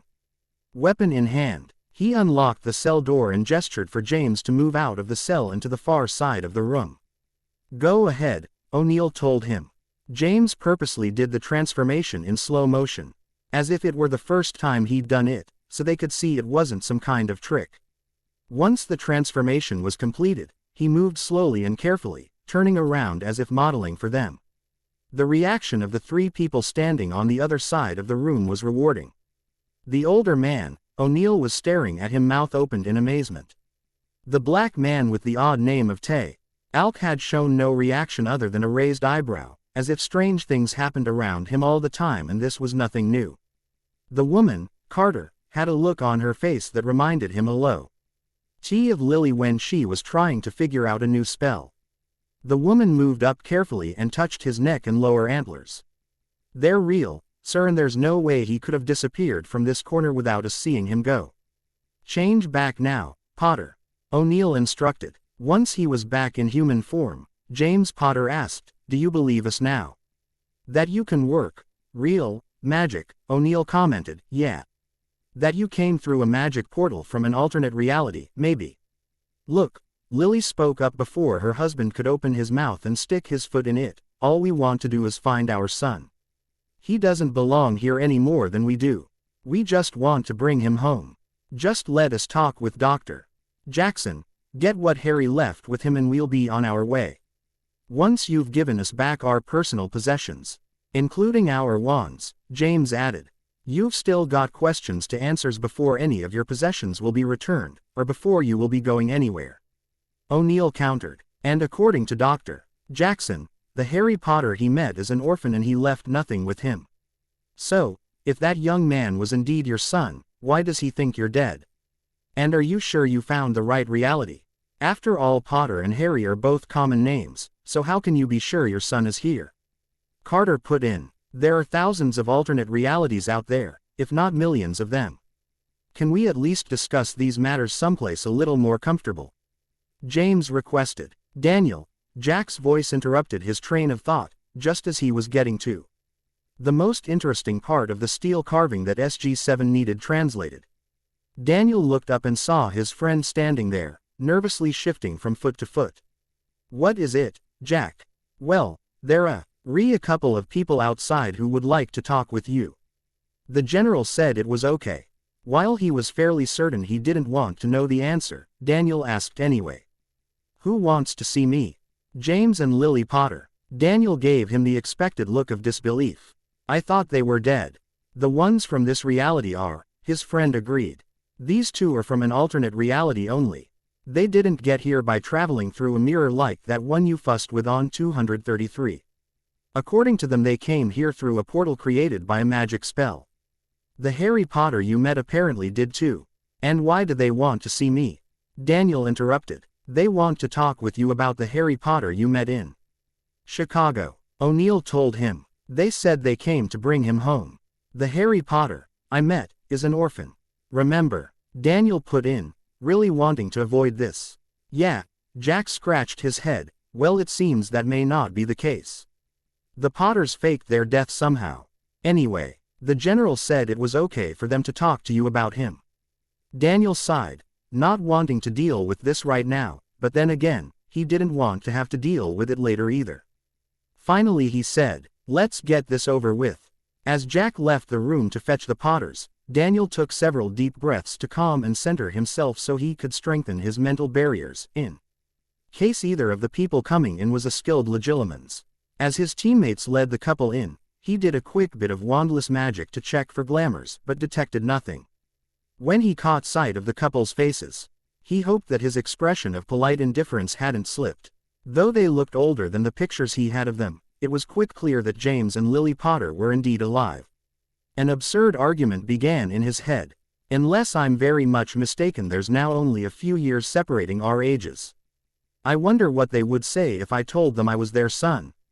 Not that I will. They'd probably stare at me like I was crazy. And then there's Jack. What would he do?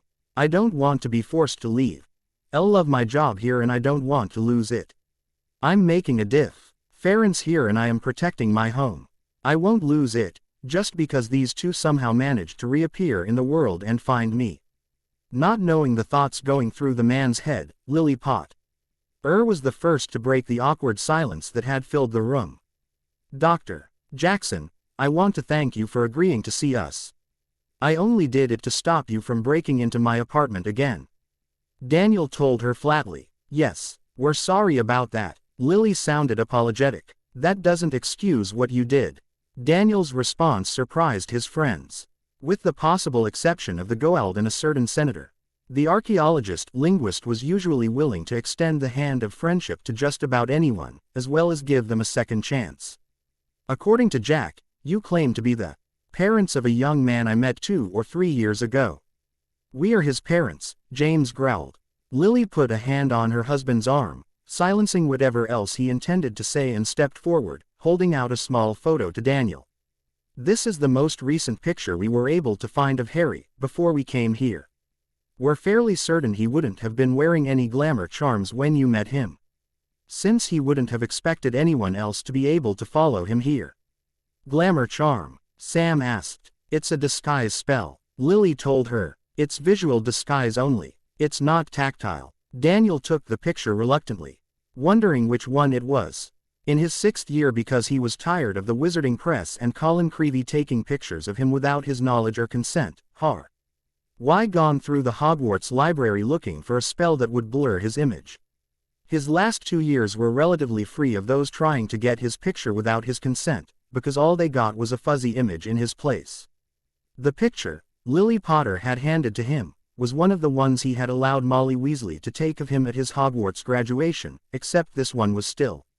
He was standing, unsmiling, behind Ron and Hermione, who had their arms around each other.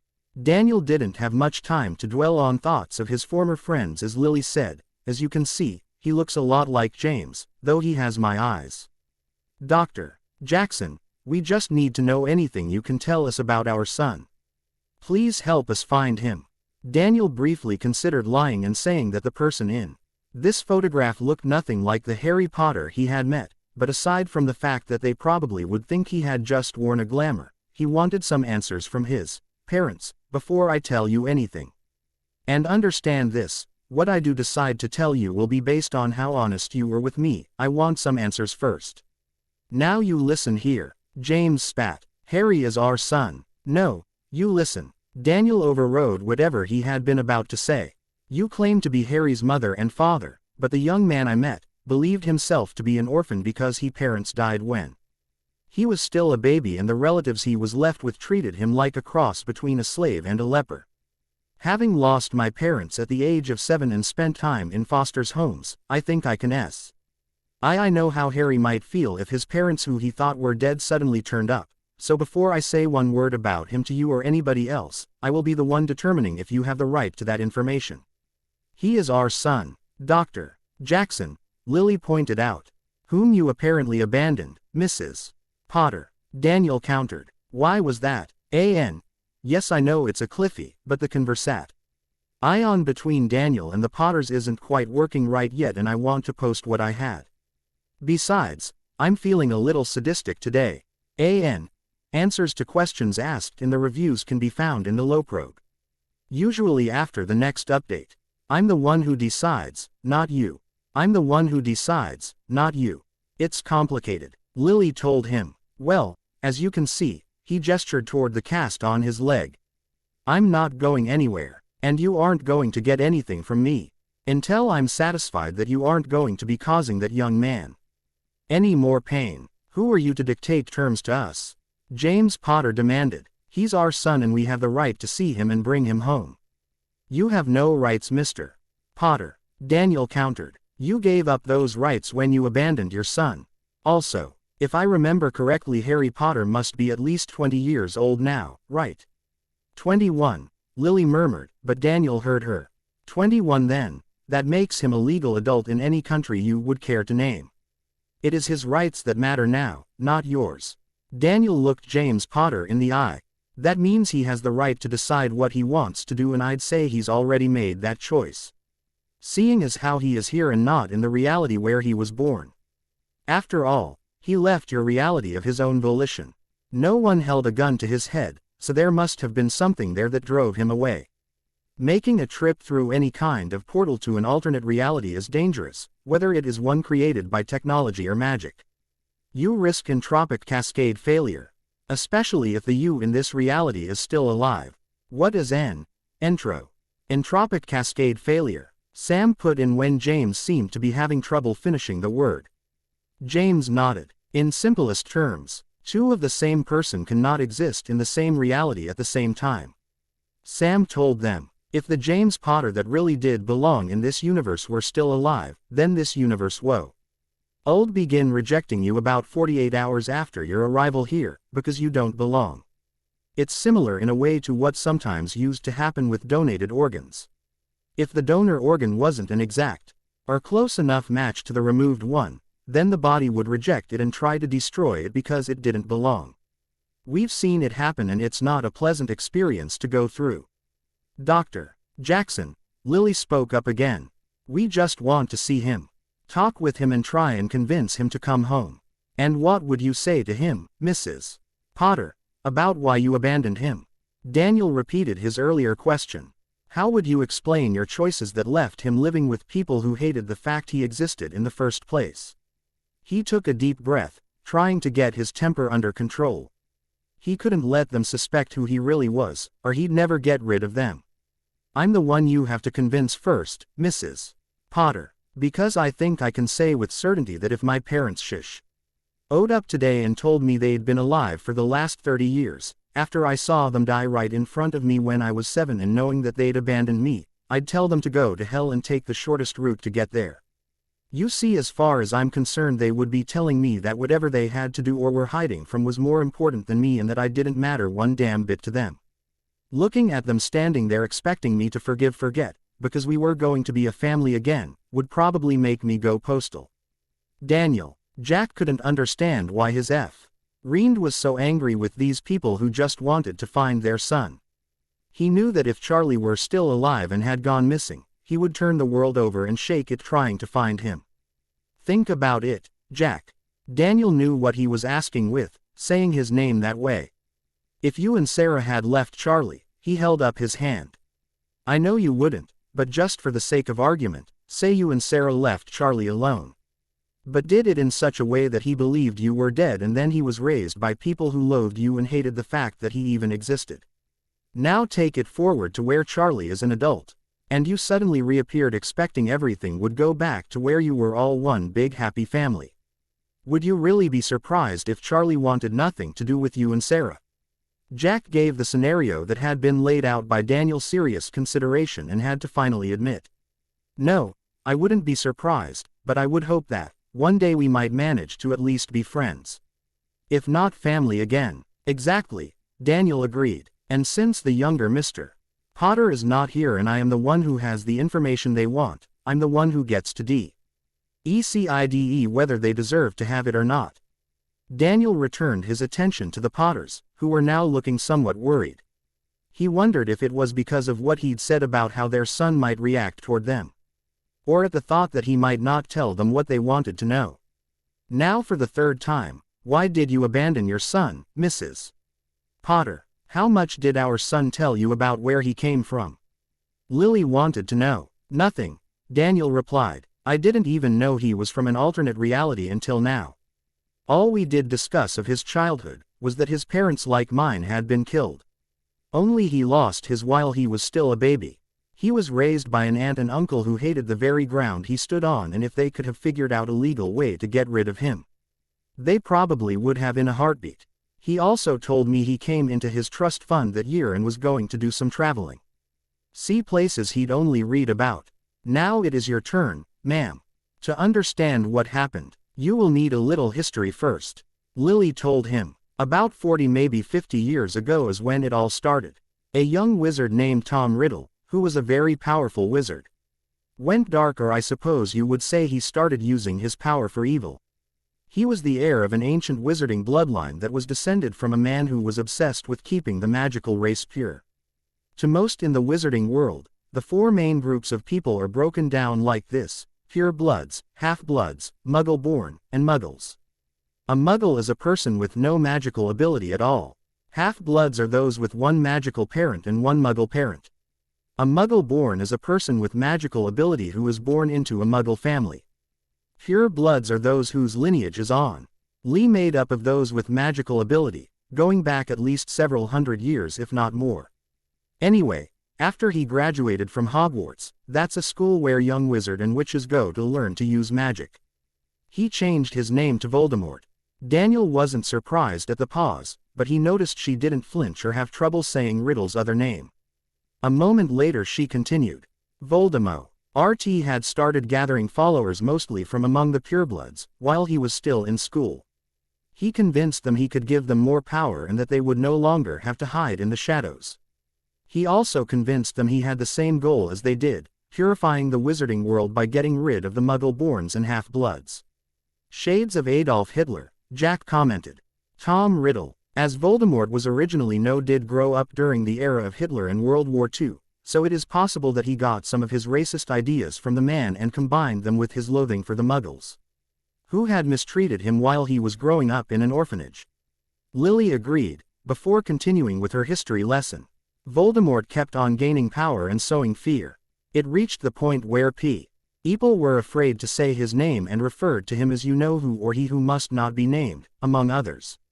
She shook her head at the foolishness of those in the wizarding world. They were still afraid to said Voldemort's name, as if saying it would make him reappear from beyond the grave. Anyway, shortly before Harry was born, a seer made a prophecy that foretold of a child being born as the 7th month ended who would have the power to defeat Voldemort. This child was to be born to parents who had deified the Dark Lord 3 times. The prophecy also said the child would be marked as Voldemort's equal, but that he would have a power the Dark Lord didn't know about. There were only 2 children who were born at the end of July who met the criteria of having parents who had defied Voldemort 3 times, a boy named Neville Longbottom and our son Harry.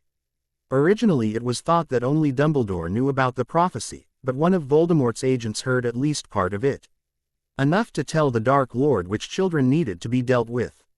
It finally became clear our son was the one spoken of by the prophecy, when Voldemort tried to kill Harry and failed, leaving him with a curse scar in the shape of a lightning bolt.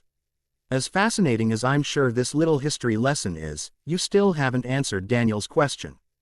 Jack put in. Daniel had to look down for a moment to hide the smirk that had appeared on his face at Jack's totally predictable interruption. His friend had no patience for long-winded explanations. He always wanted to get to the heart of the matter in the shortest possible time, without all the history that led up to the situation in the first place. Lily just glared at the man and that made Daniel have to choke back a laugh. I was just getting to that, Lily said primly, in a manner that reminded Daniel of McGonagall when she was offended by something. Dumbledore is the headmaster of Hogwarts as well as the leader of the Order of Phoenix, a group that was dedicated to stopping Voldemort. Through various sources, he learned of Voldemort's plans to kill us, James, Harry and I, she added for clarification. We knew that Voldemort had a spy in the Order and we were discussing our plans to go into hiding using the Fidelius charm to protect our location, when Dumbledore told us about the prophecy and of Harry's possible role in it. Lily looked at her husband and he took up the tale. We were going to have to go into hiding no matter what, but what we had to decide was, would it be right of us to deny the wizarding world a chance to be free of Voldemort by taking Harry with us, if he was indeed the child who was meant to defeat Voldemort. Dumbledore finally convinced us that it would be better for all of us, if we went into hiding without Harry, and he assured us that if Harry wasn't the one spoken of in the prophecy, he would see to it that Harry was sent to us. If Harry was the one spoken of in the prophecy, he assured us that he would watch over Harry and make sure he was happy and that once Voldemort was finally defeated, we would be reunited. Did it not occur to you, that if your son were indeed the one spoken of in the prophecy, that he would have defeated this Voldemort person whether he remained with you or not? Teal'c asked, before Daniel could. From the expressions on the Potters' faces, she thought had occurred to them, and James finally confirmed it. Yes, it did, but a lot more people might have died before that happened, and we felt we didn't have the right to place the rest of the wizarding world in additional peril, because we wanted to keep our son with us. We thought if anything happened to the doubles we had created to take our place, that Harry would be living with Sirius. Quote, so in essence, Daniel cut in, you placed the welfare of others above that of your infant son. Would that be a correct assessment to make? We love our son, Lily countered hotly. Not enough, apparently, Jack muttered. Did you and your husband have any other children, Mrs. Potter? Daniel asked. No. Lily looked confused by the question. We tried, but it just never happened. So that means that you never got to see your only child grow up, go to school, play sports with him, celebrate birthdays, or do any of the other normal things that parents get to see and do. Daniel met her eyes calmly. None of the rage he was feeling was showing on his face. You basically threw the precious gift of your child back in the face of whatever higher power gave him to you when you left him in the hands of this Dumbledore person, who apparently took your son and left him with relatives who loathed him. He paused for a moment. My wife and I never got to have a child, Mrs. Potter, but if we had, I would never have left him without a damn good reason, and I damn well wouldn't have left him with people who hated me. You weren't thinking of your child. You were thinking of yourselves. By your own words, You chose to put the fate of a world on a pair of infant shoulders that should not have had to bear that burden, and then you deserted him, instead of helping him learn to deal with it. Daniel took several deep breaths before continuing. The Harry Potter I met in Chicago was a very angry young man. He had been betrayed by those closest to him, friends and those he considered family, shortly before he left home. Did you give any thought at all to how your son might feel about you suddenly showing up in his life? I mean, I know from what he told me, that for the first 10 years that Harry lived with his aunt and uncle, he was told you died in a car crash and that you, Mr. Potter, were the one responsible for killing yourself and your wife because you were driving drunk. Have either of you considered how your son is going to react if you suddenly show up on his doorstep and say, "Hi son, we're your parents. We didn't really die, it was all an elaborate hoax," or words to that effect? Did you expect him to pretend the last 18 or 20 years had never happened? To want to get to know you? Sam could tell from the expressions on their faces that the Potters had never even given that a moment's consideration.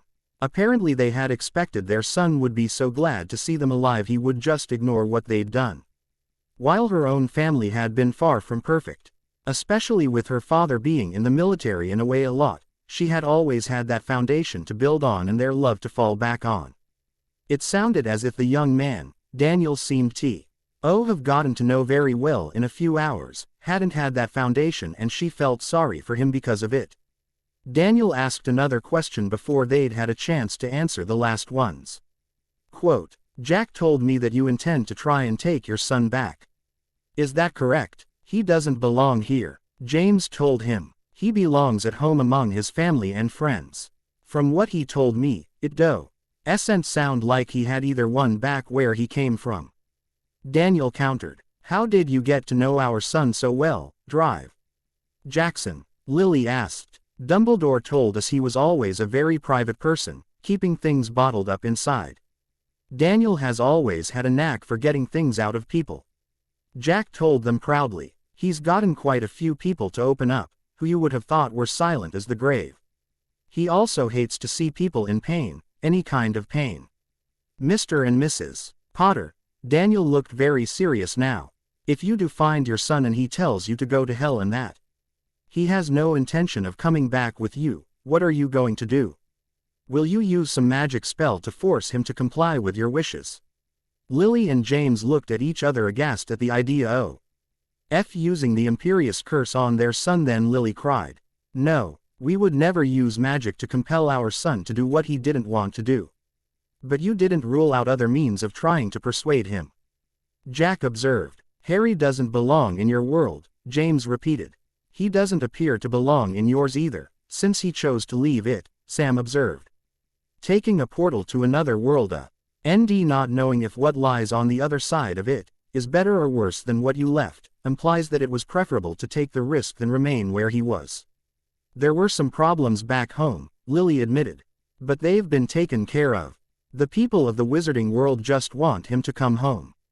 They have been waiting a long time to honor their hero." "Heroes' welcomes are overrated," Jack groused, having been on the receiving end of a number of them since starting to work for the SGC. The only welcomes he truly enjoyed were those that came from the other members of the SGC, because they understood the dangers they faced and what was going on. "Please, Drive Jackson, we just want to find our son." Lily looked at the linguist, an expression of longing on her face. "We haven't seen him for over 20 years. And whose fault is that?" Daniel inquired, causing her face to fall.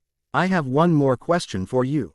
"What?" James demanded. "Is there a magically binding oath that I can make you take?" Daniel already knew the answer, but he wanted to see what they had to say. "There are a couple of them," Lily told him. "Why do you want to know?" James asked. "Because I want you both to swear a magically binding oath that if you do find your son, you will not use any kind of force or trickery to force him to go back to your world." Daniel told them, "It must be his choice and only his choice to go back. While this isn't quite how I wanted it to come out, I had to tread a fine line to keep too much vitriol out of Daniel, Harry's speech, otherwise someone might have figured out who he was too soon. I'll probably revise it later. Answers to questions asked in the reviews can be found in the Loprog. Usually after the next update. Is there something you want to tell us? Sorry this one took so long, but Daniel had a lot of processing to do over the fact that his parents were really alive and so wasn't in a very talkative mood for a while. Is there something you want to tell us? Danny Boy. October 29, 2001. The gate shut off with a whoosh, as SG-1 stepped onto the surface of P6X547. This was their first mission back together, since Daniel had gotten rid of his cast and finished physical therapy. The linguist had been kind of quiet and a little moody, since the departure of the Potters on their quest to find their son.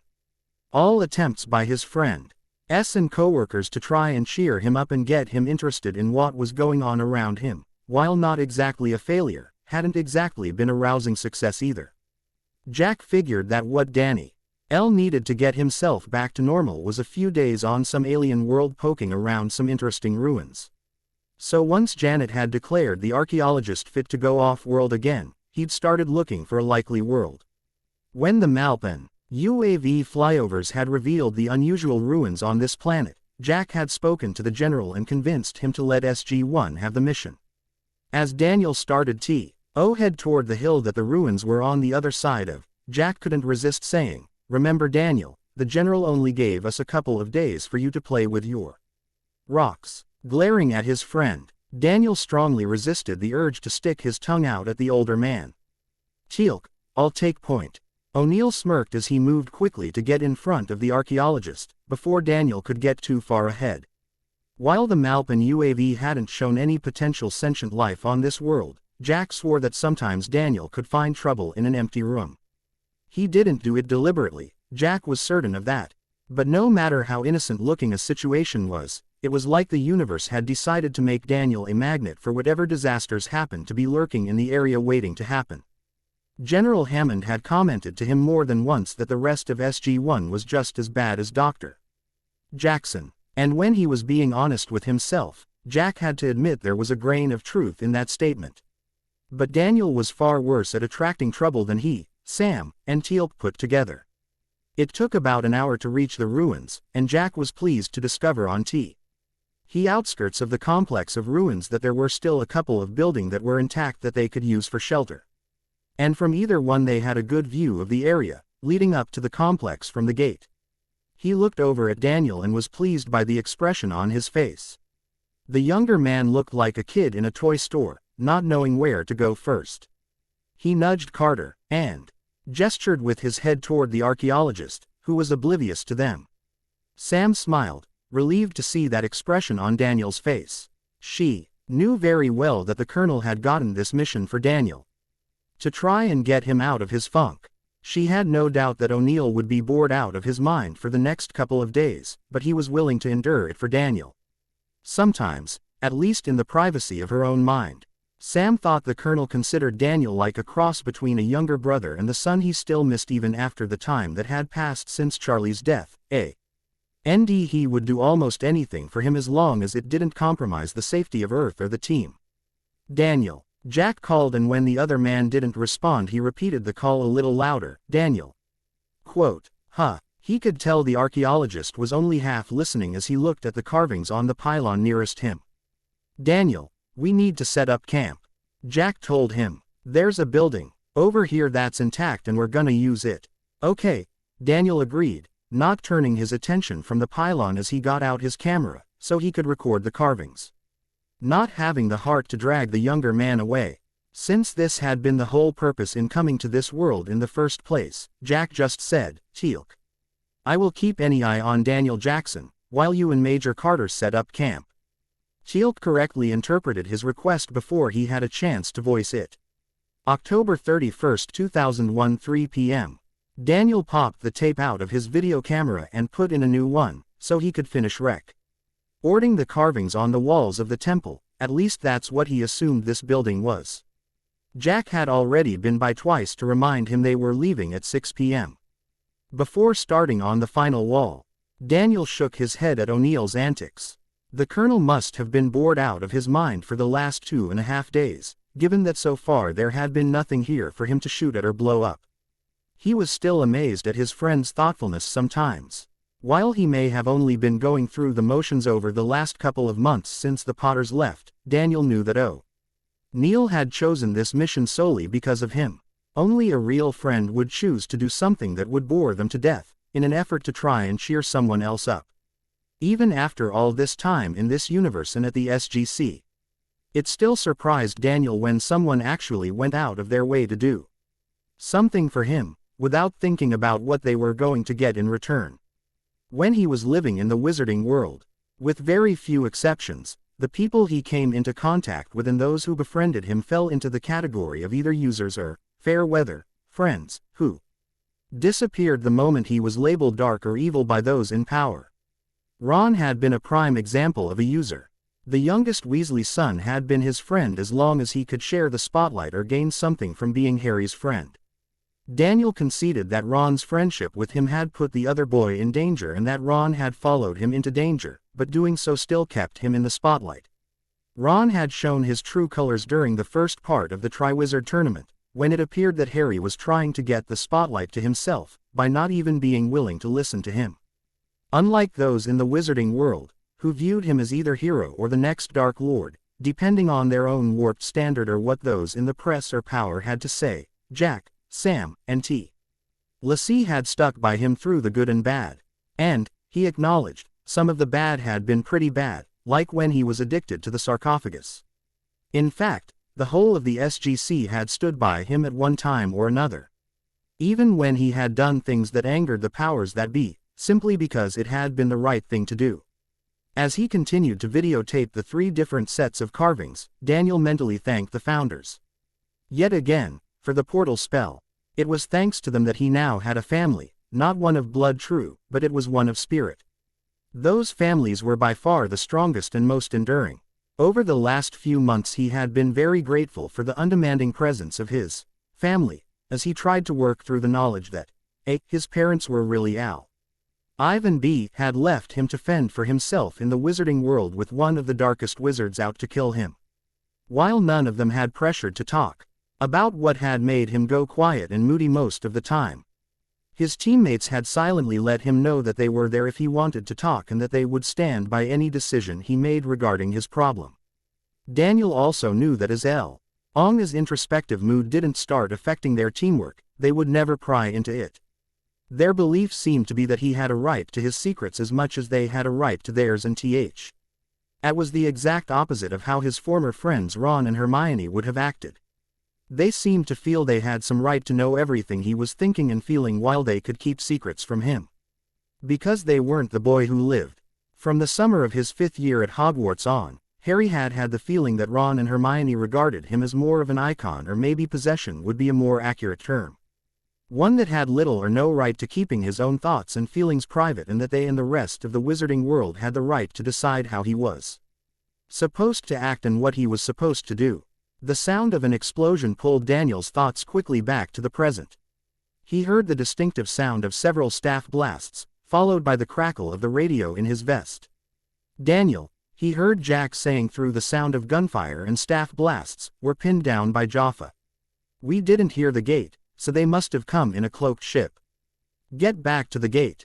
Jack's voice was suddenly cut off by a whine, and Daniel saw a bright flash of light from the doorway of the temple. Having heard that whine and seen that flash in conjunction with it a few times before, Daniel knew that his teammates had been taken out by a Goa'uld stun grenade. Given that he and his teammates were very well known by all the system lords, unless they'd been living under a rock, he knew it wouldn't be long before the Jaffa started looking for him. If Jack was right, and they hadn't come through the gate, then they undoubtedly had a ship in orbit. He needed to get to his friends before they could be moved off-world, but he needed to do it without being seen. Daniel quickly gathered up his pack and cast a quick Notice Me Not spell and a Silencing spell so hopefully they wouldn't see or hear him, and got out of the temple before they could head this way. While the spells he'd cast would prevent the Jaffa from detecting him, he didn't know if they would work with the symbiotes they carried or a host. Since becoming Daniel Jackson, he had only done small bits of magic, and then only when absolutely necessary. He used spells that didn't require obvious gestures, and that worked just as well if it were muttered instead of said out loud. He'd continued this practice upon joining the SGC, especially when he was around the Goa'uld, or someone he didn't know that well at the base. To a certain extent, it was because he didn't want to become dependent on using magic to solve every problem they were confronted with, but the main reason was he didn't want to attract the attention of either the NID. If the NID or those in power found out what he could do, he would be whisked away to a hidden lab somewhere to be poked and prodded till they figured out how he could do it. And God help him if the system lords found out what he could do. He knew if that happened, he would instantly become the most desirable Tauri to have as a host. He Supo said that after Shifu's visit he could have done more visible magic, and passed it off as stuff the boy had taught him, but he hadn't wanted to. If the general had known what he could do, the man would never let him off world. Except in the direst emergencies, and he loved visiting other worlds and meeting other people. Daniel made it out of the temple just a few minutes before the Jaffa reached it. While he was fairly certain the Notice Me Not spell would hold, Daniel still moved slowly between the ruins that made up the temple complex. There was no point in taking foolish risks while trying to get to his teammates. Given that the Jaffa had used a stun grenade, he felt fairly confident that their master had given orders to capture rather than kill anyone they found, and that meant they were going to be taken off-world. Whether through the gate or to a ship, he couldn't help wondering why the Jaffa had come to P6X547. It couldn't have been because of them, not matter how much the Goa'uld wanted to get rid of them. They couldn't have known SG-1 would be there. This planet was off the beaten track as far as the system lords were concerned, and as far as the SGC's sweeps with UAV and MALP had been able to determine. There were no other signs of habitation, except these ruins. The only thing Daniel could assume was that they had come looking for something, and given that at least part of the text carved into the walls had been in the language of the ancients, he would bet a month's pay that the Goa'uld these Jaffa worked for was probably Anubis, or one of his underlings. No one at the SGC had reported meeting Anubis yet, but after that Goa'uld summit earlier in the year, they knew he had managed to somehow get back into the ranks of the system lords. From what information the Takra had been able to provide and rumors that were out there, they knew the other system lords were acting very cautious about Anubis' return, and that this as yet unseen Goa'uld was absolutely obsessed. Said with locating technology left behind by the ancients, and in some cases an absolutely uncanny knack for finding those sites. He reached his teammates, who were sprawled unconscious on the dirt with two Jaffa standing guard over them and their packs. A quick glance at the symbols on their foreheads confirmed his guess that these Jaffa worked for one of Anubis' underlings, Osiris, and one of them was her first prime. The first prime pulled out a communicator and spoke. "My lord Osiris, we found intruders in the ruins and have captured them." "Are they natives?" Daniel shuddered at hearing the harsh tone of a host in Sarah's voice as she responded. "No, my lord," the first prime told her, "they appear to be Tauri. And given that the Shalva who was once first prime of Apophis is among our prisoners, I believe we have captured SG-1. "Indeed," Osiris sounded interested. "Do you have all four?" "Not yet, my lord," Osiris' first prime sounded regretful. "From the descriptions we have been given, we have captured O'Neill, Carter, as well as the Shalva. I have men out now looking for the one called Jackson." When there was no scathing remark from his god about failing to capture the fourth Tauri, he breathed a sigh of relief. He really didn't want to die just now, especially not for failing his god. Far better to die in battle for the glory of Osiris. That was the way a Jaffa should die. There was a few more moments of silence, and he began to get a little worried when Osiris spoke again. "I trust you already have the Chapa'i guarded." "Yes, my lord," the first prime was quick to assure her. "I sent Sever Jaffa to secure it, as soon as I realized it was the Tauri we were facing. The Tauri, Jackson, is known to us. He is almost as much trouble as the others combined," Osiris told her first prime. "So I will be sending down additional Jaffa to help in the search. Once they arrive, send the 3 prisoners up, then concentrate your search on finding Jackson. He may have already found the Sola Inga." Daniel felt a little offended by Osiris' comment. It wasn't true. Jack caused way more trouble than he ever did, simply by not listening when he or Sam tried to tell him things. His argument with himself was interrupted by the sound of rings descending. When the rings had finished transporting down the additional troops, he thought that there were at least 20. Additional Jaffa awaiting orders. In a way, he felt absurdly pleased by the unintended compliment Osiris had paid him. She considered one archaeologist enough of a threat that she would send down that many Jaffa. Just to find and contain him. He couldn't help wondering what the Goa'uld would do if she knew just how dangerous he really could be if he put his mind to it. Not that these Jaffa would have the chance to find that out, since he intended on ringing up to Osiris' ship with his teammates. The rings would normally only hold 3 or 4 adults at a time. If he was going to have any chance of getting on that ship, he was going to have to go up with the smallest group where there would be less chance one of them would bump into him. The notice me not charm only prevented them from seeing him. It didn't mean they wouldn't be able to feel him, if they got close enough. In the end, he transported up with a single Jaffa, who was bringing up the gear they had taken from his teammates. He quickly moved away from the rings and checked the area out. His friends were nowhere in sight, but he hadn't expected them to be. He had a good idea of where they were being held, given that I'd spent a lot of time on Goa'uld ships. He was pretty familiar with the layout. One thing he knew about the system lords, for a parasitic race with delusions of godhood, most of them were very slow to change what worked for them in the past. Daniel followed the group of Jaffa that were taking the team's gear away. He needed to know where they were going to store it. They would need it once he'd gotten the others free. If nothing else, he needed to make sure he got the GDOs out of there. Daniel waited in a corner out of the way until the Jaffa had left the storeroom, then with a quick wave of his hand, he sealed the storeroom door, so he wouldn't be disturbed while he got the most important equipment out of the packs. Grabbing some granola and protein bars out of his pack, that he kept there for emergencies, Daniel quickly transfigured them into non-working GDOs. He didn't want the Jaffa or Osiris figuring out they'd picked up an unexpected passenger too soon, and they would if any of the equipment went missing before he had the chance to get back here with the others. Once he had the GDOs, Daniel collected a few of the Zats from Osiris stores. He wouldn't have to worry about running out of ammo with these. Once he felt sufficiently armed, Daniel debated for a moment on whether or not to leave the storeroom by the vents, but that decision was taken out of his hands when the door started sliding open. Quickly ducking behind a storage container, Daniel recast the Notice Me Not and silencing spells, before moving out into the corridor, behind a pair of Jaffa who'd come in to get one of the containers. Even with the spells in place, Daniel still moved slowly and cautiously through the corridors of Osiris' ship.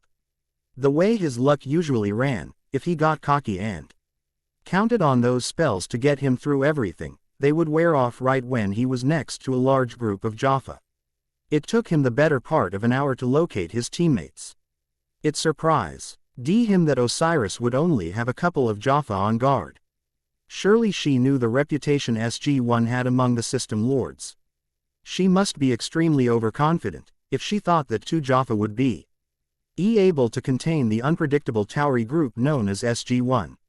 He quickly raised the Zat and fired twice at the Jaffa guarding the cell door, then fired it a third time toward each corpse, getting rid of the bodies. Quickly dispelling the silencing and Notice Me Not spells, Daniel turned his attention to the keypad by the door. After studying it for a moment, he touched several keys in sequence. The cell door opened to reveal a hand raised to strike. When Teal'c had come to, he had found himself alone in the cell and worried about the fate of his companions. He hadn't heard the sound of weapons fire, but he had heard 2 thuds. And quickly realized that something was up. He had no idea what was going on outside his solitary cell, but he prepared himself, in case this was his chance to escape.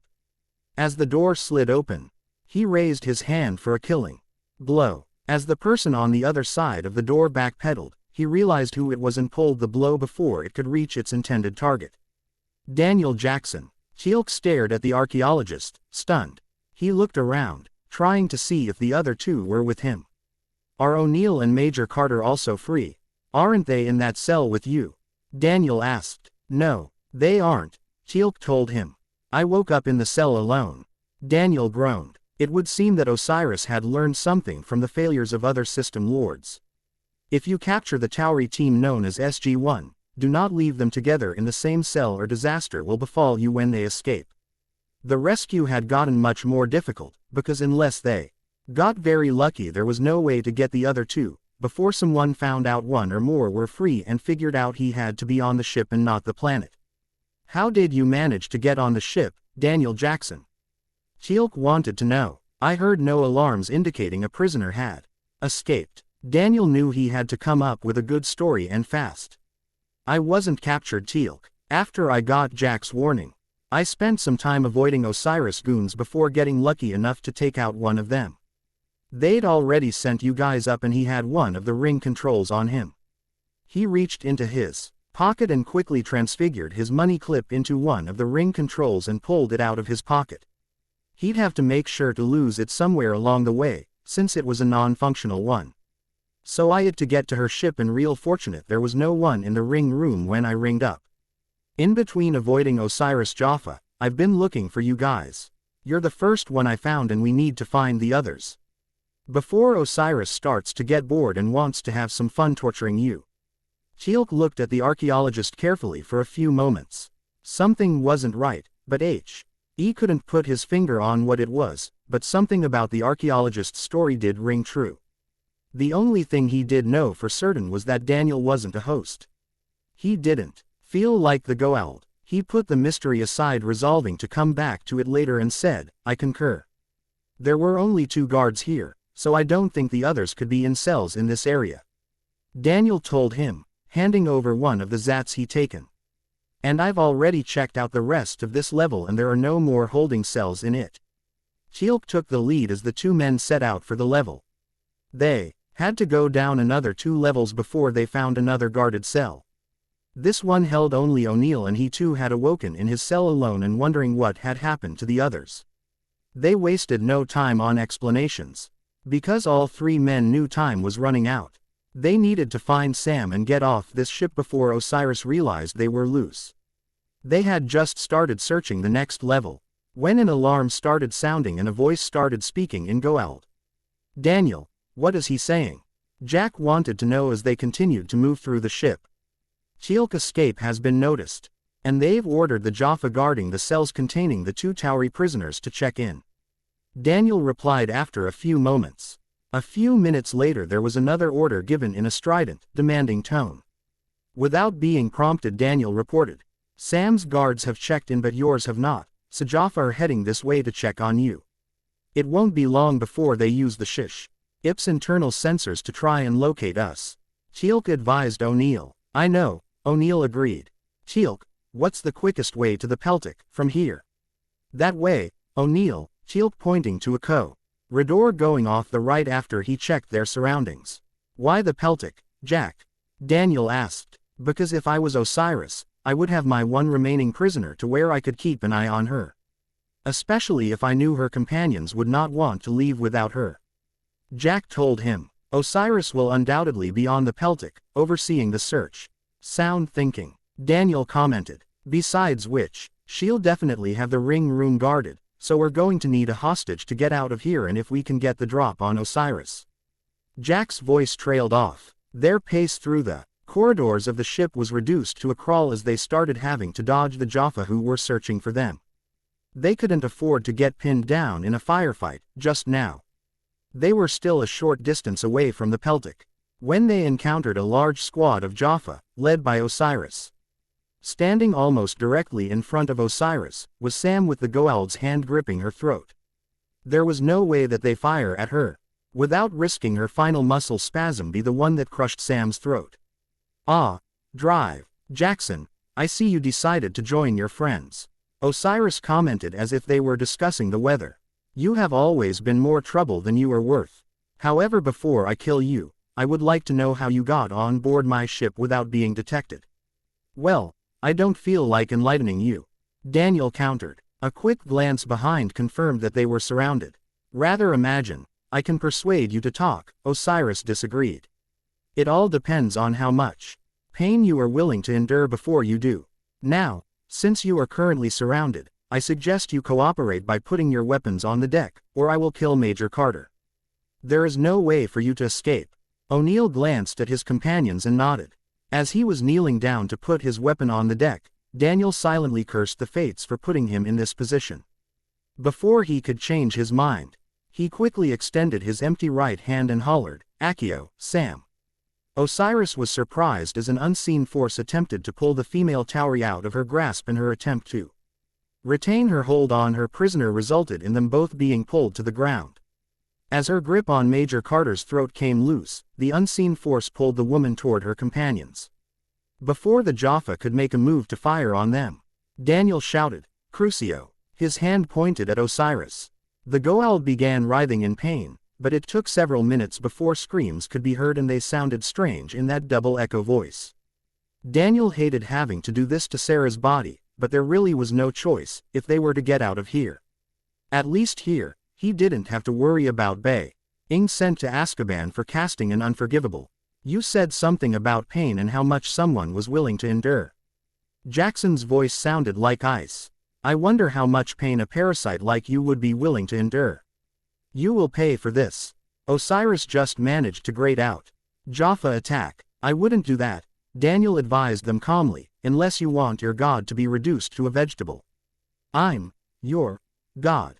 And I command." Osiris screamed again as the wave of pain intensified in the host body, faster than he could overcome it. The Jaffa quickly recovered and raised their weapons to fire. Daniel raised his hand from Osiris, then quickly turning sideways pointed his hands toward both groups of Jaffa and shouted, "Expelliarmus!" SG-1 watched as the Jaffa were flung down the corridor by an invisible force. O'Neill just stared at his archaeologist in stunned amazement, but before he could say anything, he saw that Osiris had gotten to her knees and swaying. The Goa'uld raised her hand. The crystal in the hand weapon was glowing and aimed right at Daniel. Seeing that Daniel's attention was focused on the Jaffa and not the Goa'uld, he shouted, "Daniel!" "Osiris!" Returning his attention to the Goa'uld, Daniel pointed his hand at Osiris and said, "Incendio Astrum." The anger behind the spell created a ball of fire so bright that they had to close their eyes as it flew toward the kneeling figure, engulfing it. The flames didn't last very long and what was left when they were done was a pile of fine white ash and melted depression in the deck.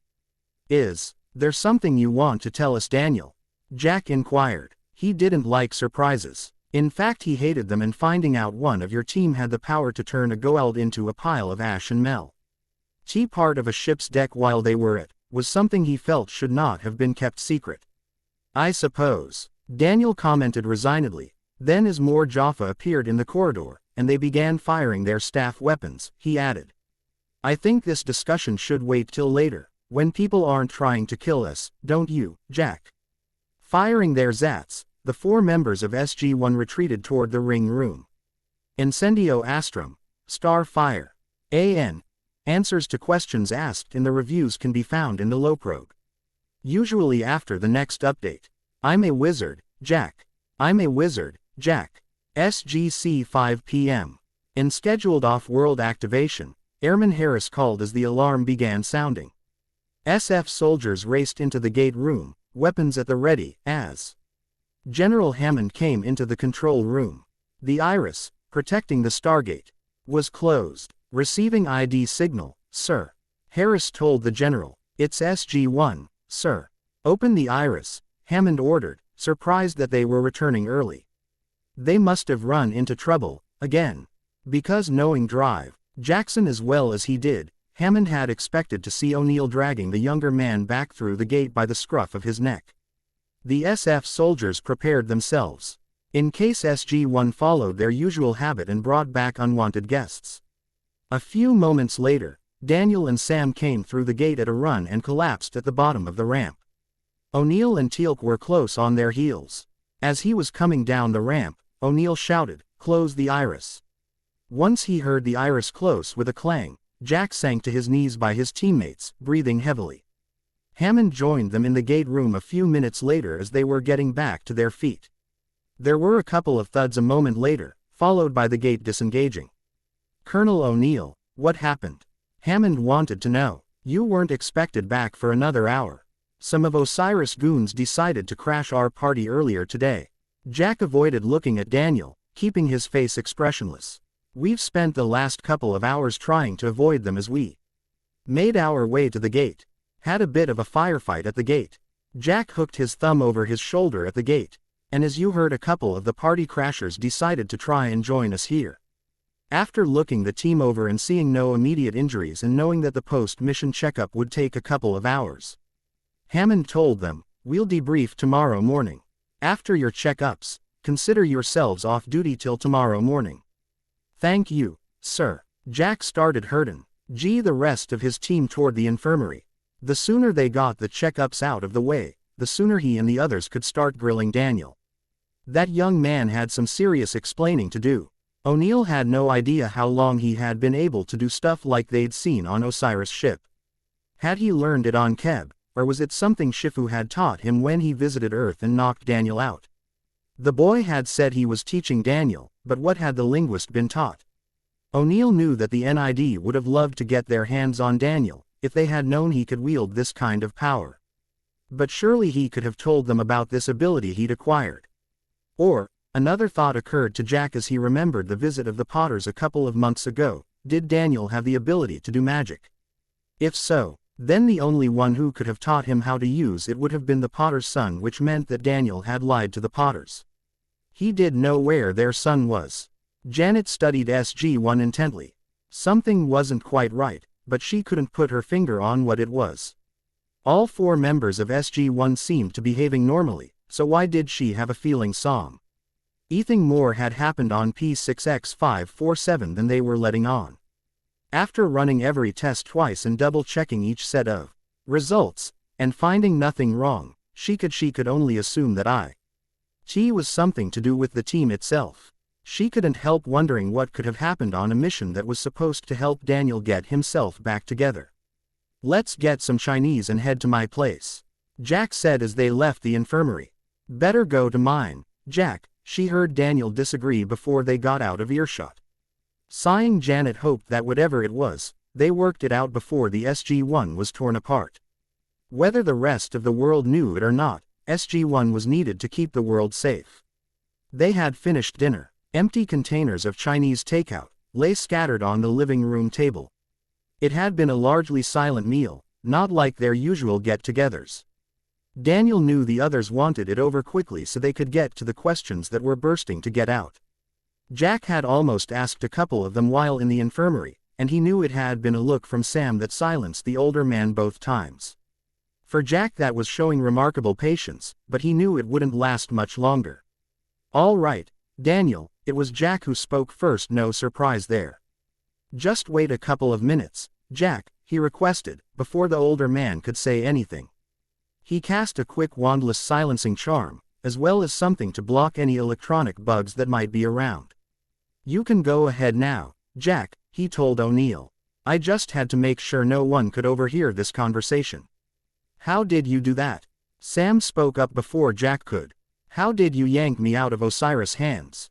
More importantly, Jack added, having taken a few deep breaths to calm himself. "How did you reduce a Goa'uld to a pile of ash in less than 5 seconds? And why didn't you let us know you could do this before?" Jack watched as Daniel got up and retrieved the puzzle box he always kept next to Sher's picture. He knew it was one of Daniel's most prized possessions. The one time he'd asked about it, Daniel had told him that he'd gotten it when he was 11 and with the first friend he'd had since his parents had died. As Daniel turned the puzzle box over in his hand, he told them, "I need you to listen to this all the way through, before you ask any questions. It's a rather long and involved tale and I'd rather not get sidetracked along the way." At the nods from the other 3, Daniel took a deep breath and began, "My name is Harry Potter, and I was born July 31, 1980. And spent the first year of my life in a place called Godric's Hollow. On October 31, 1981, or so I was told, much later, a wizard named Tom Riddle, who was going by the name of Lord Voldemort by then, killed my parents and then tried but failed to kill me." As Daniel laid out the story of his life as Harry Potter, he placed the puzzle box on the floor and gestured at it with his hand. It slowly grew larger and changed to resemble a traveler's trunk. He didn't go into a whole lot of detail, not wanting to have to dredge up a life he'd thought buried to him at least 30 years ago. There were also some events he really didn't want to think about, like Sirius' death. Once he was finished, O'Neill asked the first question, his expression serious. "Where is the real Daniel Jackson?" The young man before him, and he didn't whether to think of him as Daniel or Harry, was silent for a moment, before saying, "To all intents and purposes, I am the real Daniel Jackson, and have been for almost 30 years. But if you mean the son of Claire and Melbourne Jackson, he's dead." "So you stole someone's identity," Jack accused. "Stole is the wrong word, it implies he was still using it. The real Daniel Jackson died in 1973 at the age of 7. He paused a moment, before softly adding, "He was at the back of the tomb display, examining the hieroglyphs on the walls, and no one saw him there. He was crushed under a column when the roof came down." Sam spoke up before anyone else could. "You say you've been Daniel Jackson for almost 30 years, how is that possible? According to your parents, you only arrived here 3 years ago." "They're not my parents," Daniel disagreed, then held up his hand to stop the obvious counter-argument. "Yes, I know Lily Potter gave birth to me. But except for the first year of my life, they weren't there. They did none of the things that go into raising a child. The way I look at it, my parents died on Halloween in 1981, just like everyone always told me. I don't know the Potters and I don't want to know them." There was a pause as Daniel, at least for the moment, Jack decided to think of him as Daniel, it was less confusing that way. Rummaged around in the trunk and pulled a thin stick that looked like one of the wands the Potters had carried. "You wanted to know how I could have been Daniel Jackson for over 30 years, went to the Potters. I've only been here 3, it's quite simple, I used magic. Before I even stepped through the portal from my home reality, I had decided that I was going to have a new life here, one not as Harry Potter. I was fairly confident that no one would be able to follow me from the reality I had left, at least not right away. I had hoped that no one would be stupid enough to follow me, but I wasn't going to count on that, knowing Dumbledore and the Ministry of Magic like I do. They all thought they had the right to decide what my life should be and how I should live it. I knew if they got me back, I would be used by them to get what they wanted out of the wizarding community. I never suspected that Dumbledore would send the Potters." "What makes you so sure this Dumbledore person sent them?" Jack questioned. "Maybe they came on their own. From the impression I got of them, they really wanted to find you and bring me back," Daniel added. "While they may have wanted to find me, Lord only knows why.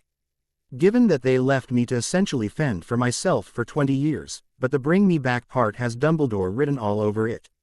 He's a master manipulator. His philosophy is, get people to do what I want them to do because I know what's best for them and to hell with what they may want." "Is that why you didn't tell them who you are?" Teal'c asked. "Partly. Because if they'd known who I really was, the Potters would have done their damnedest to bring me back to that world, even though I never want to go back," he agreed. "I also didn't want them hanging around, trying to make up for 20 years that can never be gotten back or made up for. They left me, whether it was because of Dumbledore's manipulations or not, they chose to abandon me. Because of their actions, I was treated as a slave and a leper, while I lived with the Dursleys, and my godfather was left to rot in the wizard prison of Azkaban. The Goa'uld have no idea what hell is. They try having to stay in a prison guarded by Dementors. As far as I'm concerned, the Potters can never make up for any of that." "Why and how did you become Daniel?" Sam saw that this topic was painful for Daniel, Harry, and decided to change the subject slightly. Relieved by the change of subject, Daniel told her, "Shortly after I got here, I started researching past obituaries, looking for someone to become. Because even in my home reality, you can't simply create an identity out of thin air. I chose to become a child again, so I could get to know my new home. I was looking for a boy who would have no close kin, so I wouldn't have to worry about having to cover up any mistakes I might make as I got used to my new life, and one who was essentially a stranger in whatever country I was going to be living in." "But what about Nick?" Jack interrupted. "He was Daniel Jackson's grandfather. You couldn't known that he wouldn't take Daniel in." Daniel smiled a sad smile. "Ah, but you see, the first time around, Nick died a short time after his daughter and her family did. I guess the first time around he had no reason to live with his remaining family dead. The fact that his grandson survived was apparently enough to keep him alive the second time around, even though he didn't take me in." "First time around." Sam pounced on those words. Daniel nodded. Among the spells I brought with me, Sam, was a very old spell that allows a person to travel back to a specific point in time, but not go forward. So you knew time travel was possible? Sam accused, remembering the surprise he showed when they had gone back to 1969. I've known it was possible to travel back in time by magical means, since I was 13 in my home reality, but I didn't know it was possible through technology. Daniel told her. Even wizards and witches don't do it lightly though, and normally they can only go back a few hours or maybe days. Their most important rule is, to not be seen. I think we're wandering off topic here, kids. Jack spoke up quickly before their conversation could wander off into techno-babble where he was lucky if he understood every 10th word. Why choose Daniel Jackson? Why go back in time that far to create this new identity for yourself? Why couldn't you have done it in a little closer to when you actually arrived? Daniel looked thoughtful. There were a number of reasons. I wanted to make it harder for anyone to track me, if Dumbledore did manage to con someone into coming after me. But the main reason besides him being new to America was because his parents were archaeologists, and it had been noted in the article about them that Daniel had a gift with languages and had wanted to be an archaeologist like his parents. One of my former friends back where I came from had a brother who was a curse breaker. I used to love to listen to his stories about Egypt and other exotic places he visited. I wanted to do something similar, and so I chose to become Daniel Jackson. You mean when you stole his identity? Jack put in again. He wasn't going to be using it anymore, Jack. Daniel pointed out again. And as weird as it may sound, Jack, I think my becoming Daniel Jackson was a part of what was supposed to happen, at least in this reality. I mean, out of all the kids who died accidentally, that fit the criteria I had decided on before ever stepping through the portal, he was the one I selected. And it seems as though the alternate realities we have heard about where there was no Daniel Jackson at the SGC, Apophis was able to invade the Earth and take over. Maybe I was meant to come here once Voldemort was defeated. Maybe I was meant to take Catherine up on her offer. I think the only reason that I could see what other archaeologists couldn't ancient Egyptian is because I'm a parselmouth. Come again. That term made absolutely no sense to Jack. It means I can talk to Snake and understand what they're saying. Daniel told him. When you come right down to it, that's all a Goa'uld is anyway, an ugly parasitic snake. Ancient Egyptian evolved from the Goa'uld language, or else the Goa'uld stole it from them, but there are very subtle differences between Ancient Egyptian and Goa'uld. Why did you wait until now to show us what you could do? Jack asked. I mean, it would have been nice to know that we had someone who could turn a Goa'uld into a crispy critter. I didn't want anyone to know, Daniel told him, and if the situation hadn't been so desperate, you wouldn't know now. Why? Teal'c asked. Do you not trust us, Daniel Jackson? Of course I trust you. Daniel was quick to assure them. It's the people we have to deal with outside the SGC that I don't trust. If the NID found out what I could do, how long do you think it would be before I suddenly disappeared and would up in a hidden lab somewhere? As long as the Wiccans don't appear to have any real magical ability, they are left alone, but they ever showed any signs of real power. You know, the government would have them put away somewhere so they could control that power. I also wanted to avoid becoming more of a target for the Goa'ulds than I already am. If they knew that I had these powers, I would go right to the top of their list as the most desired Tauri to have as a host. And I'd probably move to the top of the Tok'ra one as well, even if they don't take unwilling hosts. Well, that still doesn't explain why you never told us. Sam looked a little hurt. Sam, let me ask you something. Daniel looked at her, his expression serious. If you were to put what I did today in a report, how would you explain to the general and from there to the Joint Chiefs? Sam tried to come up with an answer, but couldn't really think of any that would explain. A Goa'uld turned into a pile of ash in less than a minute. Daniel continued. I mean, even if you danced around the topic, sooner or later the general would figure out something was going on. And then both of you would have been labeled a security risk. And once the general knew, he would bar me from gate travel, because he couldn't afford to put a one-of-a-kind weapon at risk. You are not a weapon, Daniel Jackson. Teal'c was quick to say. My ability to do magic could be considered that way, Teal'c. Daniel countered. It's not the first time I've been considered a weapon. That's what Dumbledore saw me as. A weapon he molded and aimed at Voldemort. Magic can do a lot of things, but there's a lot it can't do. The thing is, the destructive things I can do with it would make me a very desirable prize for anyone. His teammates were silent. Daniel added one final comment. I don't want to leave the SGC. I've spent my whole life looking for a place to belong. First in my own reality, then in the academic world. I thought I found it with Sure, but that was taken away. I don't want to lose you in the SGC as well. I'm making a difference here and I don't want it to stop. I'm asking you not to tell the general or anybody else about who I used to be or what I can do. That's asking an awful lot, Daniel. Jack told him after a few more minutes' silence. I know, was all Daniel said. This chapter didn't quite come out the way I wanted it to, so it will probably be revised again later, but I hope you enjoy it. There's only one more chapter to go. Answers to questions asked in the reviews can be found in the Loprog. Usually after the next update. I am your son, Harry. I am your son, Harry. O'Neill's office, SGC, February 8, 2002. Jack picked up his phone on the first ring and barked, O'Neill. Colonel, this is Sergeant Tomlinson at the main gate. The voice on the other end of the phone nervously identified itself. Sorry to disturb you, sir, but there's a couple here by the name of Potter and they are asking to speak with Dr. Jackson. O'Neill pinched the bridge of his nose and sighed. I really don't need this today. He could understand why the sergeant sounded nervous. Ever since the disastrous mission to Kelowna a few weeks ago, everyone at the SGC had been treading carefully around the remaining members of SG-1. Colonel O'Neill. Tomlinson's voice pulled him back to the present. Sorry, Sergeant, O'Neill apologized, my mind wandered for a moment. Understandable, sir, Tomlinson told him, then got back to the matter at hand. Sir, what do you want done with the Potters? As much as he wanted to tell the Potters to go jump in a lake, or maybe down an active volcano, he had to honor his friend's last request, so he told the sergeant. Have them escorted to the visitors' room on level 12 and make sure there's a VCR in there. Yes, sir, Tomlinson sounded relieved. O'Neill hung up the phone and stared at the top of his desk for a moment before picking up the phone and dialing a number.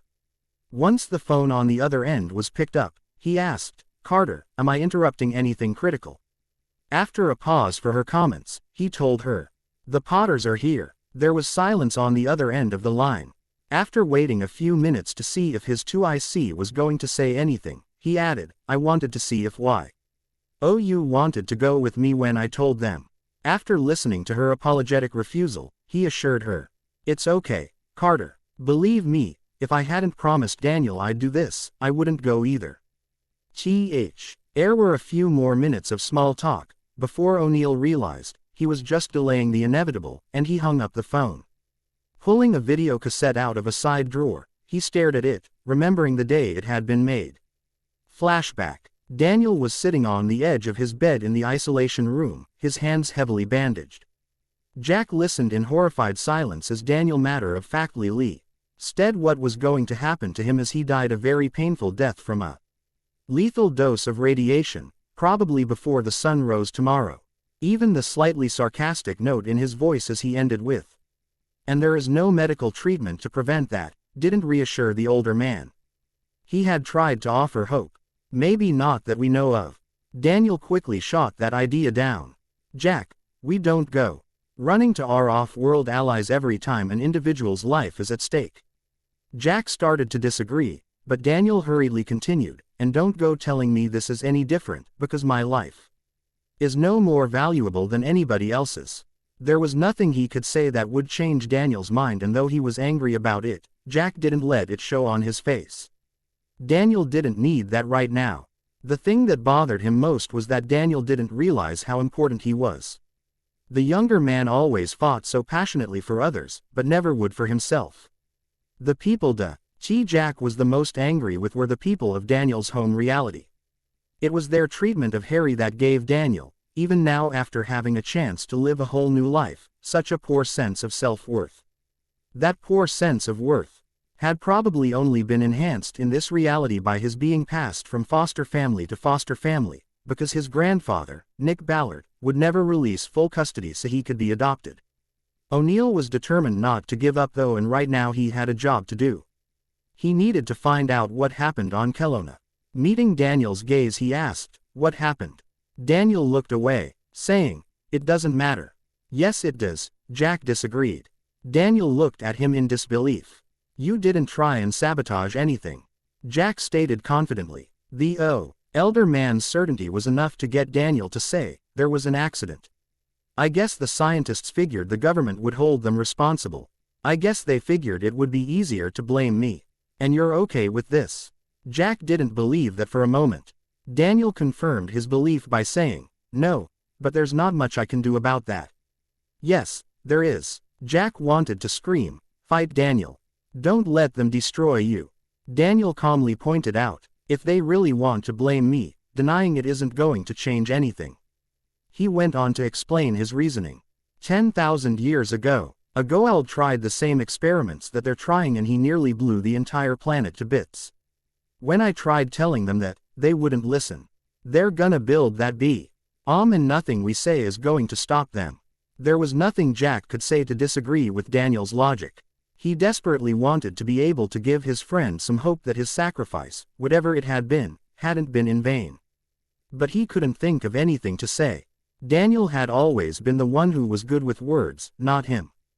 Before the silence between them could become uncomfortable, Daniel asked, "Jack, could you or Sam set up a video camera for me as soon as possible?" "Why?" Jack was hoping his teammate was going to say that he was going to record a message to the Kelownan government, but Daniel told him, "I need to record a message for the Potters. In case they come back here." End flashback. O'Neill entered the visitors' room on level 12, to find Lily and James Potter seated at the table. "Colonel O'Neill," Lily spoke up surprised.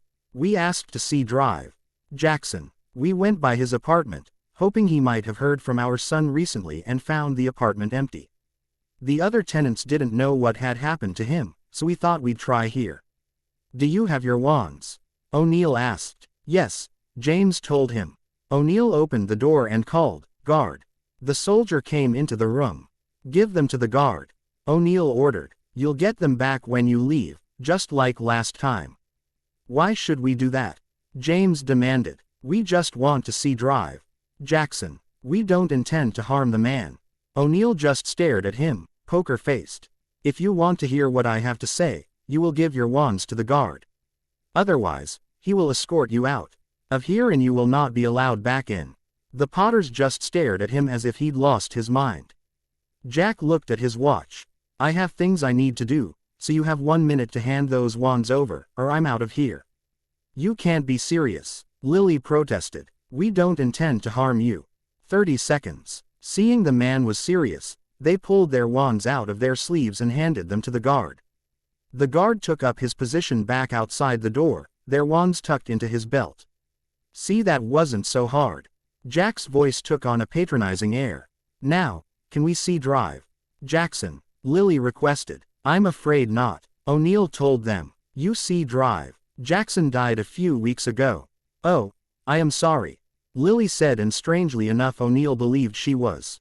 "He did leave a message for you too, though." O'Neill held up the video cassette, "Just in case you came back here." He popped the video cassette into the VCR that was hooked to the flat-paneled monitor and pushing the play button, stepped out of the way so they would have a clear view of the screen.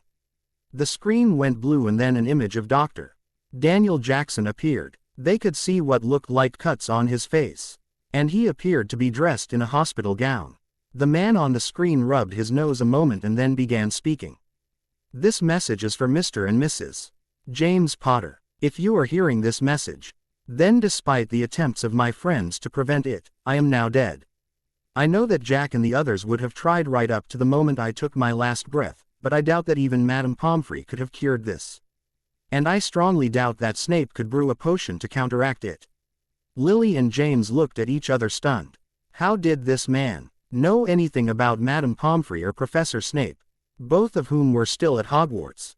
Just how much had Harry told him about their world? In case you haven't figured it out, by those two names I just dropped, I will make it a little clearer for you. The eyes on the screen seemed to bore into them almost as if he were right there in the room. I was Harry James Potter, son of Lily and James Potter. The couple sat down in the nearest chairs, staring at the screen in disbelief. How could this man be their son? Their son's voice continued on. If you're wondering how I can look so different and it not be a glamour, I'll tell you. Among the spells in the Founder's Library was one for making an adopted child a genetic match to the family that took them in. I simply used it to create a life for myself, in the past. You're also probably wondering why I didn't tell you. Remember what I told you that day in the infirmary? If I found out that my parents had been alive all this time, while I thought they'd been dead, I would tell them to go to hell and take the shortest route to get there. Well, welcome to hell. There was a pause as a nurse injected something into a tube they could see behind Daniel, Harry's shoulder. It took me a little while to figure out how you managed to convince others you were dead, when you really had run away. The man on the screen continued once the nurse was out of sight. You must have created a couple of simulacrums to take your place. They were the ones who died, not you, which means that Dumbledore lied to me again when he told me it was my mother's love that protected me from the killing curse. You weren't there, Mrs. Potter, so how could your love have protected me? Instead, it was the love of your double that protected me, if a construct is capable of love. I don't know why I should be so surprised by that. My life as Harry Potter was all one big lie, almost from the day I was born. There was another pause, as Harry took a drink of water and the voice of an unseen woman asked, "Are you okay, Daniel?" He nodded and then turned his attention back to his unseen audience. "I'll tell you how I see things, Mr. and Mrs. Potter. You may have given birth to me, and you and your husband may have looked after me for the first 13 months of my life, but I don't consider you my parents, or even family. You weren't there when I needed you most, and I did need you. I needed someone there to give me the love and encouragement all kids are supposed to get as they grow up. I needed someone I could go to with my problems. After all, I was nay, that I had a big fat target painted on my butt courtesy of Voldemort and a prophecy made by batty old Trelawney. Instead, I learned that the only person I could ever rely on was me. I learned very quickly not to depend on anyone else. Because every time I did, it was used against me. Why weren't you there? Why did you choose Dumbledore over me? I was your son, for God's sake. That surely should have meant something to you. Apparently it didn't though. Instead, you ran away and let everybody in the wizarding world think you were dead. I bet you never even bothered to check on me. You probably told yourselves it was for the best and that you would make it all up to me, once we were back together again.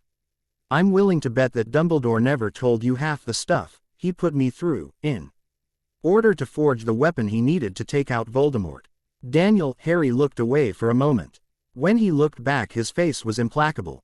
Well, I'm here to tell you that even if you had figured out who I was that day in the infirmary, nothing you could have done would have ever made up for the fact that you deserted me, leaving me in a hell of Dumbledore's design. And lest we forget one other important fact, you, James Potter, left your best friend Sirius Black to rot in Azkaban prison for the crime of killing you and your wife along with 13 other people on a normal London street. I can't help wondering if Sirius had been alive today, would he have forgiven you for that? I certainly can't. There was another pause, as their son looked down at something they couldn't see. I've been told that when you're dying, you should forgive those who have wronged you and not take that anger into the afterlife, but I can't do that with you too. This may sound crass, but I just wanted you know that the child you gave birth to, and then abandoned, is dead. I was your son, your responsibility, and yet you chose Dumbledore and the wizarding world over me. You and your husband can RN to the world you chose over your own son, secure in the knowledge that the only child you ever had and then discarded like unwanted trash, is now beyond your reach. You are dead to me. You have no right to me or anything I might have possessed. If God is merciful, then I hope that I am now with my wife, sure. The screen became blue again at that point and O'Neill used the remote to shut off the tape. James turned to look at O'Neill, his expression one of contained rage. Did you know that Dr. Jackson was our son, when we were here in July? No, Jack told him. I and several others found out around the end of October. And you didn't bother to tell us that he had been found. Lily sounded upset. Why? Daniel's wishes were what counted in this matter, not yours. Jack told her matter-of-factly. As he said, you have no say in any decisions he made. His name was Harry Potter. James said through gritted teeth. No, his name was Daniel Jackson. O'Neill disagreed. He went by that name a lot longer than he went by the name Harry Potter. He took that name when he took on the life of a boy who died at age 7. How did my son die, Colonel O'Neill? Lily wanted to know. He died from radiation poisoning. Jack told the story he and Sam had come up with in case the Potters ever did come back. We were on a diplomatic mission to an underdeveloped nation and Daniel was being shown through some of the labs. Unfortunately, we didn't know that they were working with a very unstable radioactive material there and intended to build a bomb. Something went wrong when they were putting the thing together, and if it hadn't been for Daniel's quick actions in separating the radioactive core from the bomb, the whole city, if not the whole country, would have been destroyed. O'Neill. Elle moved over to take the tape out of the VCR. We brought him back here as quick as we could, but it was too late. The best we could do was make him comfortable as he died. Though we did try everything humanly possible. Where is my son's body? James wanted to know. He is buried with his wife. Jack told them, as he wanted to be. Where? James repeated. I'm not going to tell you. O'Neill countered. He's our son. Lily pleaded. We have the right to take him home. No, you don't. O'Neill shook his head. You heard it from his own lips. Get it through your heads, you have no rights. Why? Oh, you gave up those rights when you left him, so don't you talk about your rights. He found the place where he belonged and it was here. This is why you had us give up our wands, isn't it? James asked. Harry told you about the Imperious Curse and you were afraid we'd use it on you to force you to take us to our son's grave. That was part of the reason. O'Neill agreed, then added. Not that I could take you to his grave. He is buried with his wife in her home country. His father-in-law handled all the arrangements, so even I don't know where he is buried. That was the way Daniel wanted it. He wanted there to be no way for you to ever take him back to that reality, living or dead. He didn't want to become a public spectacle, and from the way he talked, he surely would become one if you got your way. Mrs. Potter looked shell-shocked at the realization that her only son was dead and that he hated them. And that now they would have no way to ever make it up to him. Jack felt a slight amount of sympathy for them. He had been where they were, sort of. It was never easy to bury a child. They were supposed to outlive you, not you them. He had to stay strong for Daniel's sake. He had to honor his friend's last wish with regards to them. Gently, he told them, go home, Mr. and Mrs. Potter. Just go home. There's nothing here for you now. Your son is gone and he will never return. You will never be able to make up for what you did. Just go home and get on with your lives. And let us get on with ours. Lupin's home, February 8, 2002, 11 p.m. Hello, Remus, a man Lupin had never seen before greeted him. He was dressed all in white and there was an almost blinding light behind him. It faded after a few moments, and Lupin was able to get a better look at the man. He appeared to be in his early 30s, with brown hair and blue eyes. Hello. Remus returned the stranger's greeting, then asked, who are you? The stranger scratched his chin for a moment before saying, it has been a long-time old friend and my appearance has changed quite a bit since you last saw me. How about I give you a hint? You taught me how to cast the Patronus charm when I was 13. Harry. Lupin couldn't believe it. It is really you, Harry. Yes, Mooney, it's really me. Remus found it odd to be looking into blue eyes rather than the emerald green he was used to, but everything he knew told him this was indeed Harry Potter. You look completely different. I can thank the founders for that. Harry told him. One of the spells I took with me was one that could permanently change a person's appearance, right down to the DNA. I'm sport of an amalgam of Harry and a boy named Daniel Jackson who died when he was 7. I took his identity to give myself a new life. What are you doing here? Remus questioned, suspicious. I came to give you some news and a gift of sorts. Harry told him. You have no idea how much trouble I had finding the right reality again. What news? Remus was now even more suspicious. The Potters will be returning to this reality soon, Harry announced. So they found you, Remus concluded. I didn't know they were alive, Harry, believe me, I didn't. I know you didn't, Moony. Harry was quick to reassure him. They didn't get what they wanted though. They're also probably going to be pretty mad at Dumbledore, if he's still around. I just wanted you to know that when they come back they are going to be announcing my death. Your death. Remus went suddenly pale. You're a ghost. No. No, old friend. Harry hastened to assure him. I'm quite alive. I'm just in a different form now. I don't understand. I was dying, Remus, Harry stated, but somehow I knew my work wasn't finished yet. A being named Omidasala helped me transcend beyond my dying physical body to a form of pure energy. I just wanted you to know the truth before the Potters returned. And you want me to keep it a secret, don't you? Remus guessed. I would prefer that, yes, Harry admitted, but I can't force you to keep silent. Don't worry, I won't breath a word to anyone. Remus promised him. Thank you, Moony, Harry smiled. And now before I go, I have a present for you. Harry reached out and touched Remus' chest with a glowing hand.